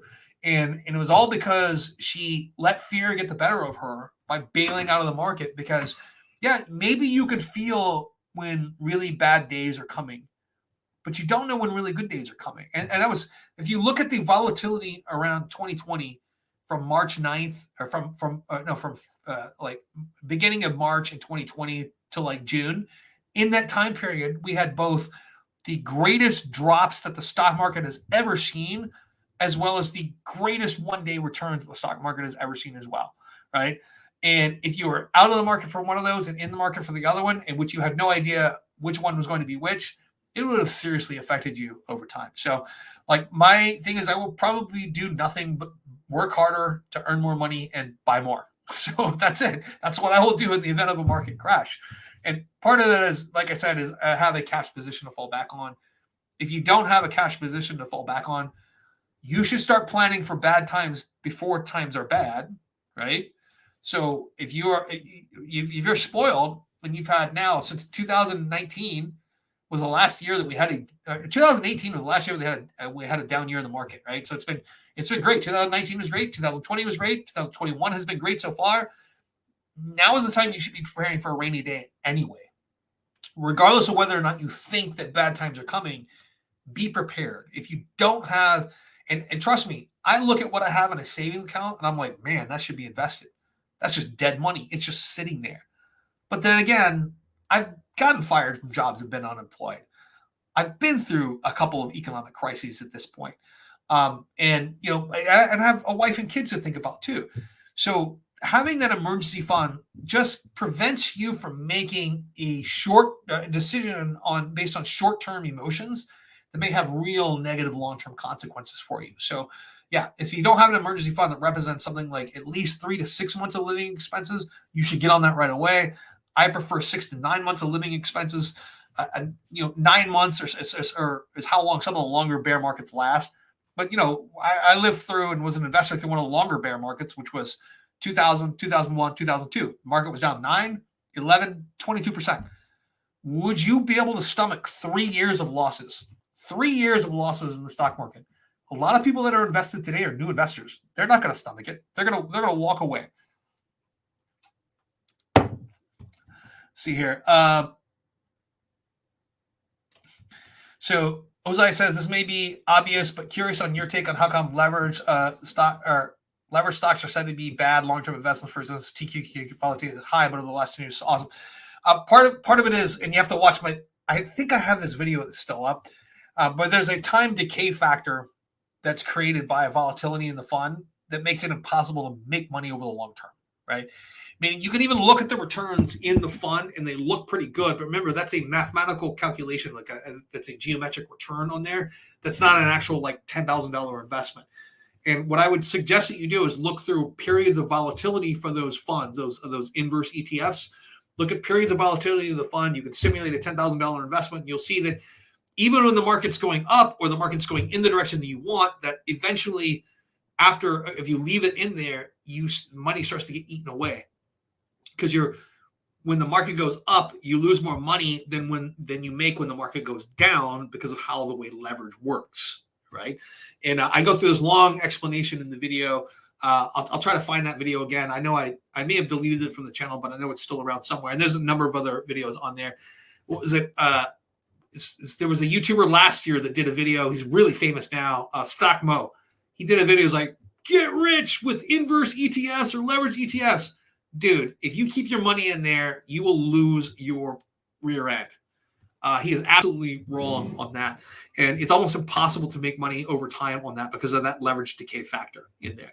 It's something it's an instrument that is used to sort of smooth out investments in the short term. I mean, if you have large bets in one direction and all you need to do is maintain a stable value for a short amount of time, it's okay to own those inverse investments. Or if you think you can time the market, which I don't believe anyone can effectively time the market, you could do that as well. So, yeah. Let me see here. Oh, my mouse has decided not to work. How important in the context of due diligence would you say the following SEC filings by big players and what they buy and sell? Information is a little dated. So the information at the file is something called a Form 4. And so if you're a 10% owner or related to a 10% owner in a company, every time you buy or sell company stock, you have to file the Form 4. Remember, there's a lot of reasons that people might buy or sell a stock that has nothing to do with the overall performance of the stock. Sometimes you think that the stock has reached the top. If you look at Trevor Milton, he's sold $30 million of stock to buy his ranch. That was before any of the stuff about Nikola came out, about them basically being a fraud. And that was before all that came out. He still sold $30 million in stock just to buy his family ranch because he just a greedy bastard. But anyway, I hope I don't get sued for that, by the way. But in a lot of cases, they may have personal debts they need to pay off. They may have tax bills. They may have to sell stock to exercise options because if they don't, those options are going to expire. They may have other investments that they're interested in making, and they have to free up cash in some way. And just because, and this is actually true of a lot of CEOs, just because you're great at managing a business doesn't mean you're great at managing your personal finance. And I know a lot of wealthy people whose personal finances are actually kind of a wreck. They manage a business very well. Their household finances are kind of a wreck.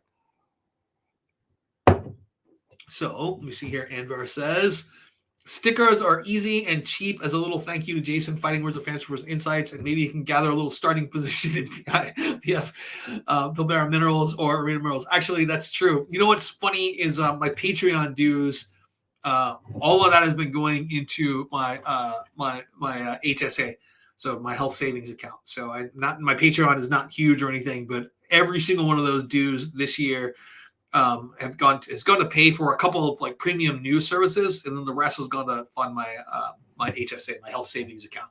So it's because I'm self-employed, and I go through and I buy my medical insurance from the exchange. I took advantage of that and bought a high deductible medical insurance plan and use my health savings account to invest in stocks and bonds as well. And you get a tax deduction for that. One of these days, I should probably do a video on that as well, since I am a financial planner and these are kind of the things that I do. So Handyman IRD says the picture was my high school time. Where is this high school? It's very interesting. Please, sir, what is your opinion on GPI Polestar potential price of a merger next year? So I've talked a little bit about Polestar here earlier, where we're talking about their factory opening up in South Carolina and how that's probably a good thing. I want to wait. I'm not going to invest in any EV IPOs anytime soon. So as we've all seen with Rivian and a couple others, it's a pretty good way to get burned. I think that Rivian's path to success is pretty narrow. I think that Lucid's path to success is pretty narrow. I think that Polestar's a little bit better chance just because they're backed by they're owned by Geely. Geely's probably the largest company in the world that you've never heard of. They make about 1.6, 1.7 million vehicles per year right now. They've fully committed to their EV platform. I think their EV platform is called the CSEA platform, and they're fully committed to that. So they have a good game plan. I think they may actually be far more successful outside of the United States than inside of the United States. And that's one of my feelings is that Europe is probably a better market for them. Volvo was never the best, or United States was never the best market for Volvo. I don't think it's going to be the best market for Polestar. I think that Europe is going to be their market. I think they can be a successful company. And I think that Geely's, their gasoline engine vehicles are not great, although they do hold some records from like racing, but their actual commercially made vehicles aren't great. But let's remember, it's a lot easier to produce an electric vehicle in a lot of ways, a good electric vehicle, than it is to produce a good internal combustion engine. There's just a lot fewer things that can go wrong. So, let me see here. Daryl P says, considering selling my Neo positioning and investing in Polestar, bad move. Yeah, it's a bad move. I think it's a bad move at this point. So, a year from now, when they merge, after 3 or 4 quarters, take a look at their earnings, take a look at their growth, take a look at their capacity in their factory. Take a look at demand for their product, right? What was it? I think it's I'm trying to remember who was it. And there was a car in England that was actually rated by some magazine as like the best EV to purchase. I think they sold like 20 vehicles. It doesn't matter how good your car is. There has to be demand for it. And I can't, for the life of me, I saw, in fact, a YouTube video on this like 2 days ago where they're talking about the number one rated electric vehicle out there for this English magazine. No one's buying it. No one cares about it. Nothing. Right. Yeah. So that just because the vehicle's good doesn't mean it's going to sell. Right. There's a lot of factors that go behind selling a vehicle. Beyond what I'm thinking about with like manufacturing capacity and all that stuff, far beyond that, there's a lot going on. So, Epic Hamster, hey Jason, what is your prediction for the S&P 500 next year? Up next year, I think it's up next year, but a very small amount. I think that we have outrun fundamentals pretty greatly in the stock market, and I think it's going to be a stock pickers market next year. Even though I've actually gone more heavily towards the ETF route this year, that's really because I want to increase my dividend income. I do think that next year is going to provide good buying opportunities for years in the future, because I think there's going to be a little bit more volatility.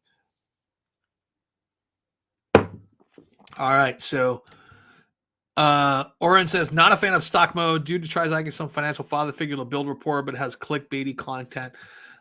So I'm not talking bad about him as an individual. I'm just saying that I saw the thumbnail, saw the first 3 minutes of the video, and I'm like, dude has not really looked at leveraged ETFs to understand how they work, right?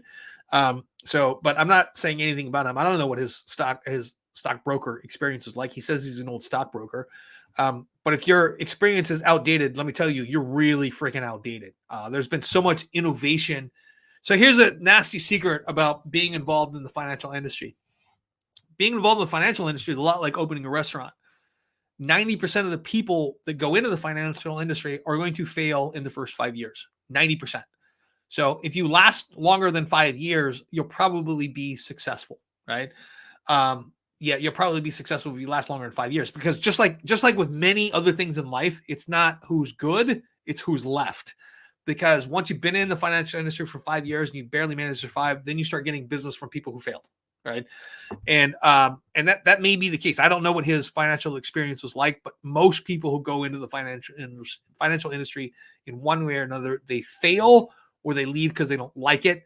And so I don't know what his experience was like. He could have just gotten this, a Series 7 and worked for a couple of years and gotten out of the industry. I don't know. But guys, the Series 7 exam, which you need to be a stockbroker or financial advisor, is not freaking rocket science. It's super easy to pass. Like anybody with half a brain who studies for 4 weeks can pass it. And especially if you just graduated from college and you know how to study, you could study for 2-3 weeks and pass it without a problem, right? So the bar to entry to be a financial advisor is actually fairly low. The percentage of people that fail because that bar is so low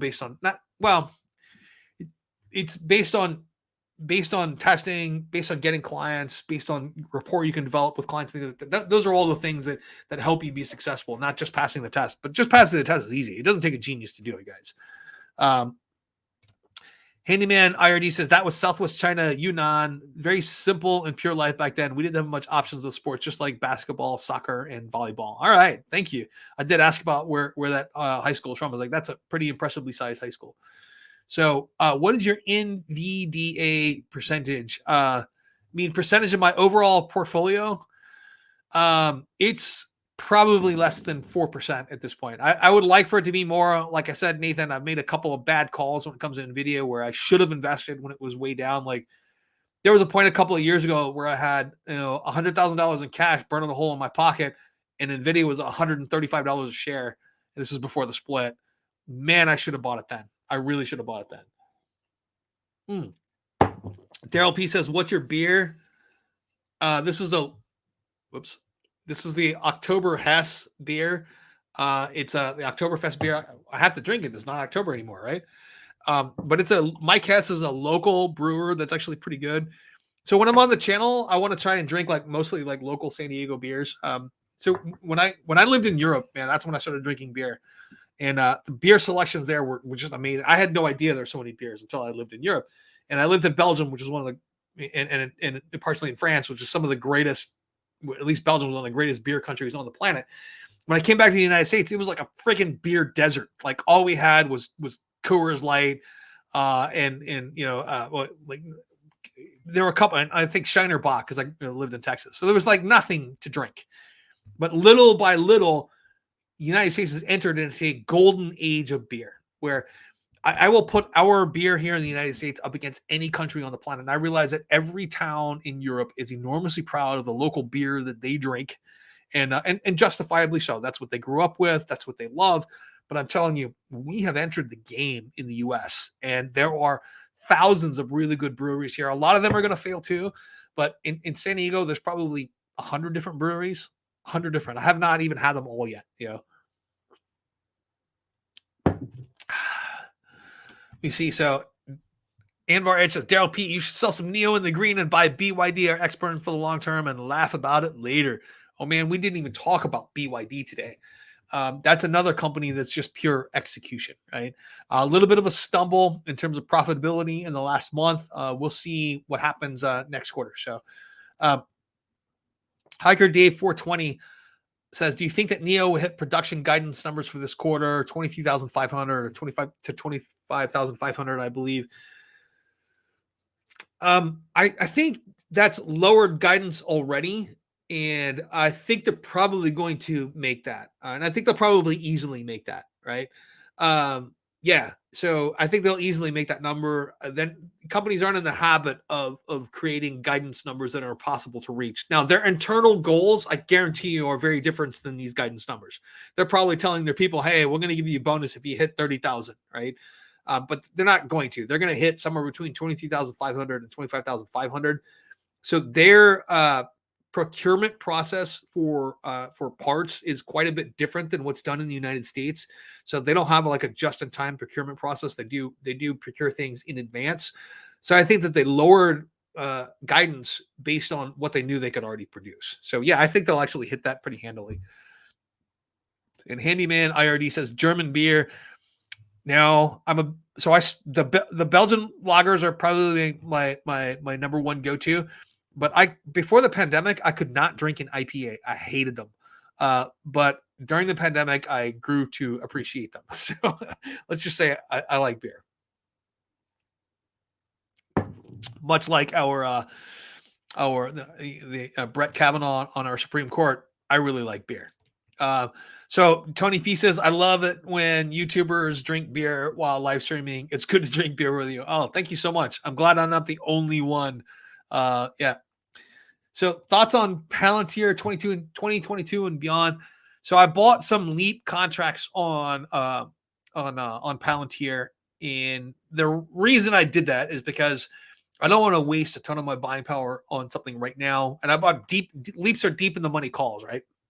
So I think that was a Leap with a strike price of like 16 or something like that. So it's deep in the money call, but I'm only using about half the leverage or half the buying power that I would if I bought the stock outright. And I think when I bought it, the stock was closer to 24, right? So, and I think I paid 8 or 9,000 for those for those Leaps, and which means I'm only using about a little bit less than half the buying power to do that. And I'm doing that because number one, I think the price is going to be worth more than the 16 or 17, whatever my strike price is. I think it's going to be worth more than the 24 where I bought it by 2022. But I don't see this as a $100 stock tomorrow like most YouTubers do. By 2024, I see this as a $40 stock. I see this company as a government contractor in at this point and not much more than that. And I see that they have a couple of problems, like I said, with retaining talent at this point, largely because their stock price is not moving like a startup company. And right now, defense contractors are snapping up little AI companies everywhere, and they are paying top dollar for talent. And I think that it was like 120,000 or something is the largest base salary that Palantir pays. And dude, you can't pay that salary in Silicon Valley. That's one of the reasons I think they left and moved to Colorado. You can't pay $120,000 in Silicon Valley. I know I know factory workers at Tesla that are making $110,000, $120,000 a year and live in a house with 8 other people to save money, right? It's an expensive place. And top talent anywhere, and I've worked with a couple of Nvidia programmers before as a financial advisor.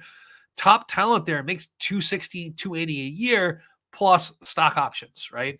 So that's a far cry from 120 a year plus stock options with Palantir. I think they're going to lose talent, and they're going to lose talent big time when these people have other options. Yeah. So yeah. We see here the Epic Answer says, "I'm drinking Crown Royal on the rocks with today with you." Hey, I encourage everyone to have drinks with me while I'm doing my live streams. And if you guys join my Patreon at some point, we do Patreon meetings where we can all have drinks together and see, and you guys can talk with me, and I can actually be a little bit more open about some of the things we talk about in that Patreon group because it's usually limited to a few participants. So what do you think about Beyond Meat? Thanks in advance. Okay, so number one, YB, I did a video on Beyond Meat like a year ago. I think it was 2 years ago. It was one of my first videos that I did, and my wife helped me with the video. She shot some of the stuff on my cell phone. Where I actually tried out the product, and one of the things that people are missing about Beyond Meat is that Beyond Meat is a manufactured product. It's not it's not purely meat, right? It's a manufactured product, which means it's going to benefit from rights law as well, meaning that as you get a cumulative doubling of the quantity that you're producing, your costs to make that product are going to decline at a relatively predictable rate. It is a manufactured product. So the cost to make Beyond Meat is just going to get cheaper and cheaper and cheaper as time goes on, as they're able to cut larger volume deals on the products that they need to produce this. Their manufacturing process matures. It's every time they double production of their meat, like cumulatively, you're gonna improve that process by 10 or 15%. It's gonna get cheaper and cheaper and cheaper. When I made that video, the price per pound was like $7.99 per pound, where beef in that lower end quality or lower end of beef was like $3.99 a pound or $2.99 a pound at best. The problem with this scenario here is, and not the problem with the scenario, is that does Beyond Meat taste good enough? And so when I did my taste test on that, and I've done several taste tests since then, it is good enough. Like, you're not using ground beef because you want great beef. If you want great beef, you go eat a ribeye steak. You go have, picanha, which if you guys don't know what picanha is, that's like the Brazilian cut of the sirloin cap. You go to a butcher and ask for a picanha, and you roast that kind of high over. It's absolutely amazing. Anyway, but you're not doing that when you get Beyond Beef or when you get hamburger meat. It's a hamburger. So was there a difference in taste between the Beyond Beef and the hamburger? Yes, there was. Was it distinctive enough that I could say that I absolutely loved one over the other? No, it really wasn't. I am a meat lover, but ground beef to me isn't real meat, right? It's protein filler. And when I tried out the Beyond Beef, I'm like, man, if they can get the price of Beyond Meat down to the price of beef, you're going to see a massive replacement start to happen, where people start buying Beyond Beef or Beyond Meat or whatever is out there instead of beef, right? Number one, it's not necessarily healthier, but the perception is that it's healthier. Number two, it's mostly going to be about cost. If you can sell that at $1.99 a pound, and look, the deals that they've cut with fast food restaurants kind of put them on that path, meaning that now they have a reason to produce all of that. They have a reason for that cumulative doubling of manufacturing. So I think short term, that Beyond Beef is going to be they're going to have a tough time in the short term. And they have this narrow path to navigate, and they're starting to get increasing competition. Some of their competition doesn't taste good. Like I had a couple of different, so they have one that's really good that I can't think of the name of right now, but the taste between them, where they were distinguishable, I could tell the difference, but they both mostly tasted like meat. And then there's the sort of bean-based substitutes that aren't the pea protein substitutes, but they don't taste at all like meat, right? So I don't think those are competition. But I do think that Beyond Meat, if they can survive the next 5 years, I think that it's going to be a really good investment. But yeah, they have to survive the next 5 years. Hiker Dave says, enjoy Thanksgiving beers as well. Cheers. Actually, I should have said this in the beginning of the live stream. Even if you're not in the United States, I hope that you guys have something to be thankful for, and that you have a happy holiday weekend. Even if it's not a holiday weekend, make it a holiday weekend. Uh, so Will ISO says, I hope that they're giving stock to keep talent. I assume that you're referring to Palantir. Yeah, that's what every software development company does now. The problem is companies like Unity are moving a lot faster. There's a number of, like C3.ai is moving a lot faster. Like Snowflake is moving. There's tons of companies that are moving a lot faster in terms of the stock price. And that's one of the things that can affect their ability to keep talent is the fact that their stock price has not moved now for almost a year. It's been between 20 and 24. So, yeah, but that's a common practice. But almost all companies have stock options and very good salaries. Their salary is not competitive, and they're working. And go look at their reviews on Glassdoor. Their working environment is pretty. It can be pretty strange. So, oh, here we go. Steve O says, "Do you think PayPal has bottomed?" So I own PayPal stock, and I pay zero attention to it. Zero. Because that company is going to do well and continue to do well and continue to grow. And if I knew that PayPal stock had taken a big dive, I maybe would have bought more. But that's one of those where I bought initial 100 shares, I bought another 100 shares like a year or two later, and I haven't really been adding to that position. But that's one of those positions where I don't even think about it. I know that over time it's going to go up. I think it's a fantastic company. They benefited more from the pandemic than I assumed that they were going to. And so it's been even better. So thoughts on Alibaba. I covered Alibaba a little bit earlier in the broadcast. It's not a company that I've covered a ton lately. And because I'm not a huge fan of the CEO, I haven't followed as much as I should. And so I have a bit of an irrational personal block. And I should probably look at them a little bit more closely now. Whitey says, are you investing in Beyond Meat stock? Not yet. I think that times are going to get worse for them here in the near future. And I think that there is some opportunity here. Handyman RED says, drinking cost to start. Man, that is a lot of drinkers on my live stream. You're like the fourth one. That's great. So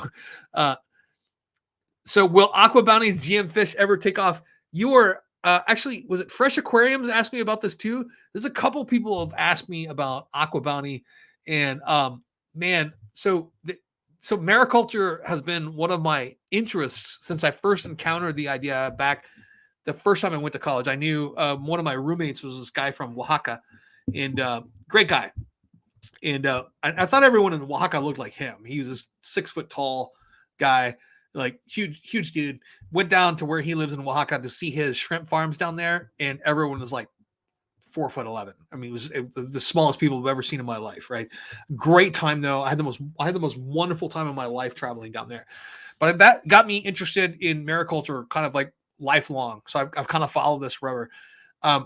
So I'm not sure that. So the problem with trying to put patents on living creatures, it can be kind of difficult to do. So they don't have technology that's actually like protected. And when I look at the history of mariculture, if you're not making like something like shrimp or salmon, which has this giant market out there, and some of the highest like protein densities, it's very hard to be profitable. People have tried barramundi, people have tried a number of other species, and like I wanted to try growing just like Macrobrachium rosenbergi, which is a freshwater shrimp or prawn in my backyard, which it didn't work. I promptly got raided by raccoons.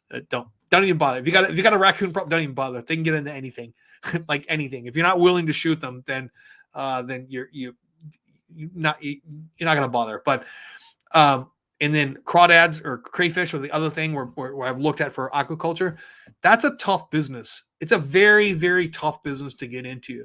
So I've actually been looking at that for a long time. I haven't looked particularly at Aqua Bounty, but Fresh Aquariums actually pointed me in a different direction where I looked at, which was some aquaponics but yeah, so I'm very interested in that. I'll probably take another look at that. So what do you think about the rest of the year for Ethereum?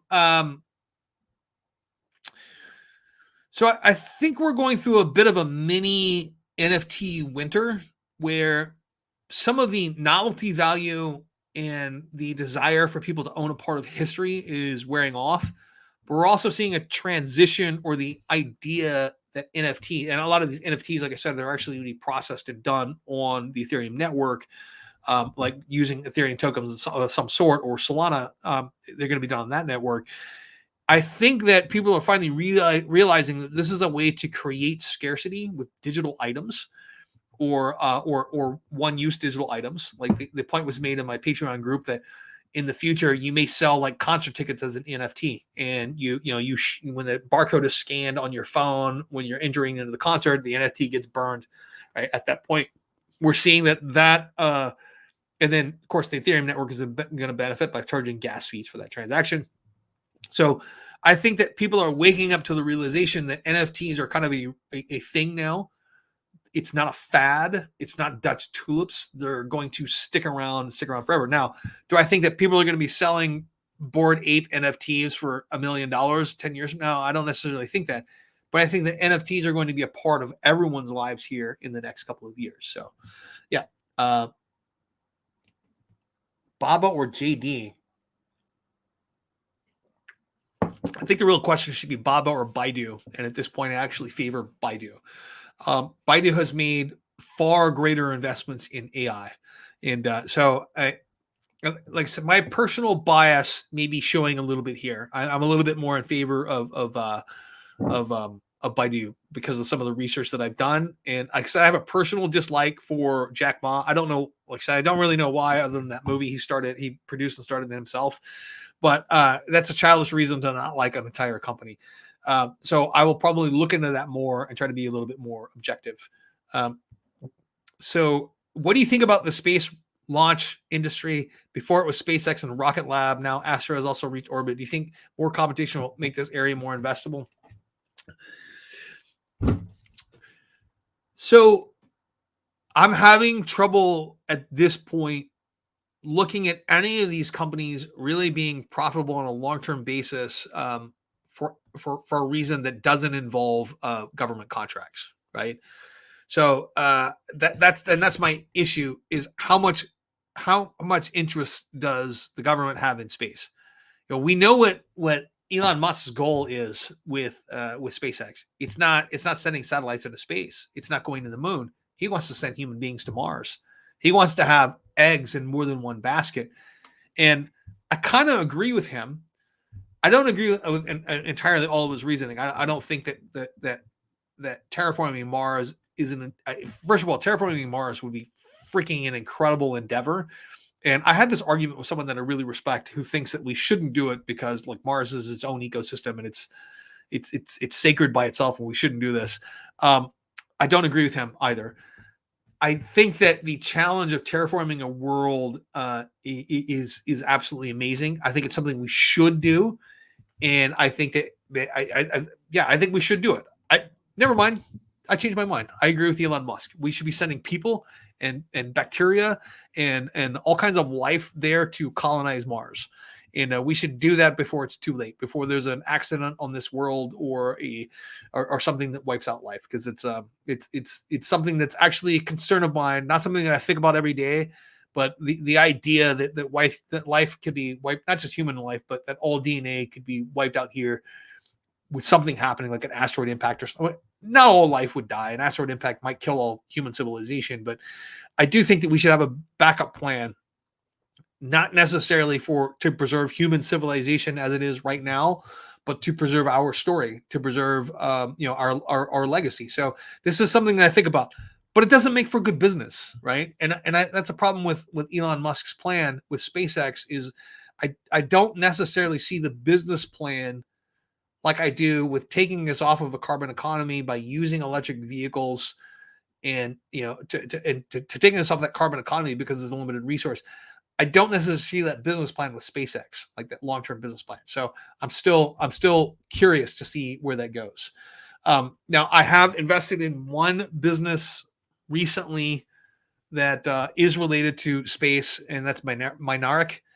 And I will admit to have I did that a bit impulsively.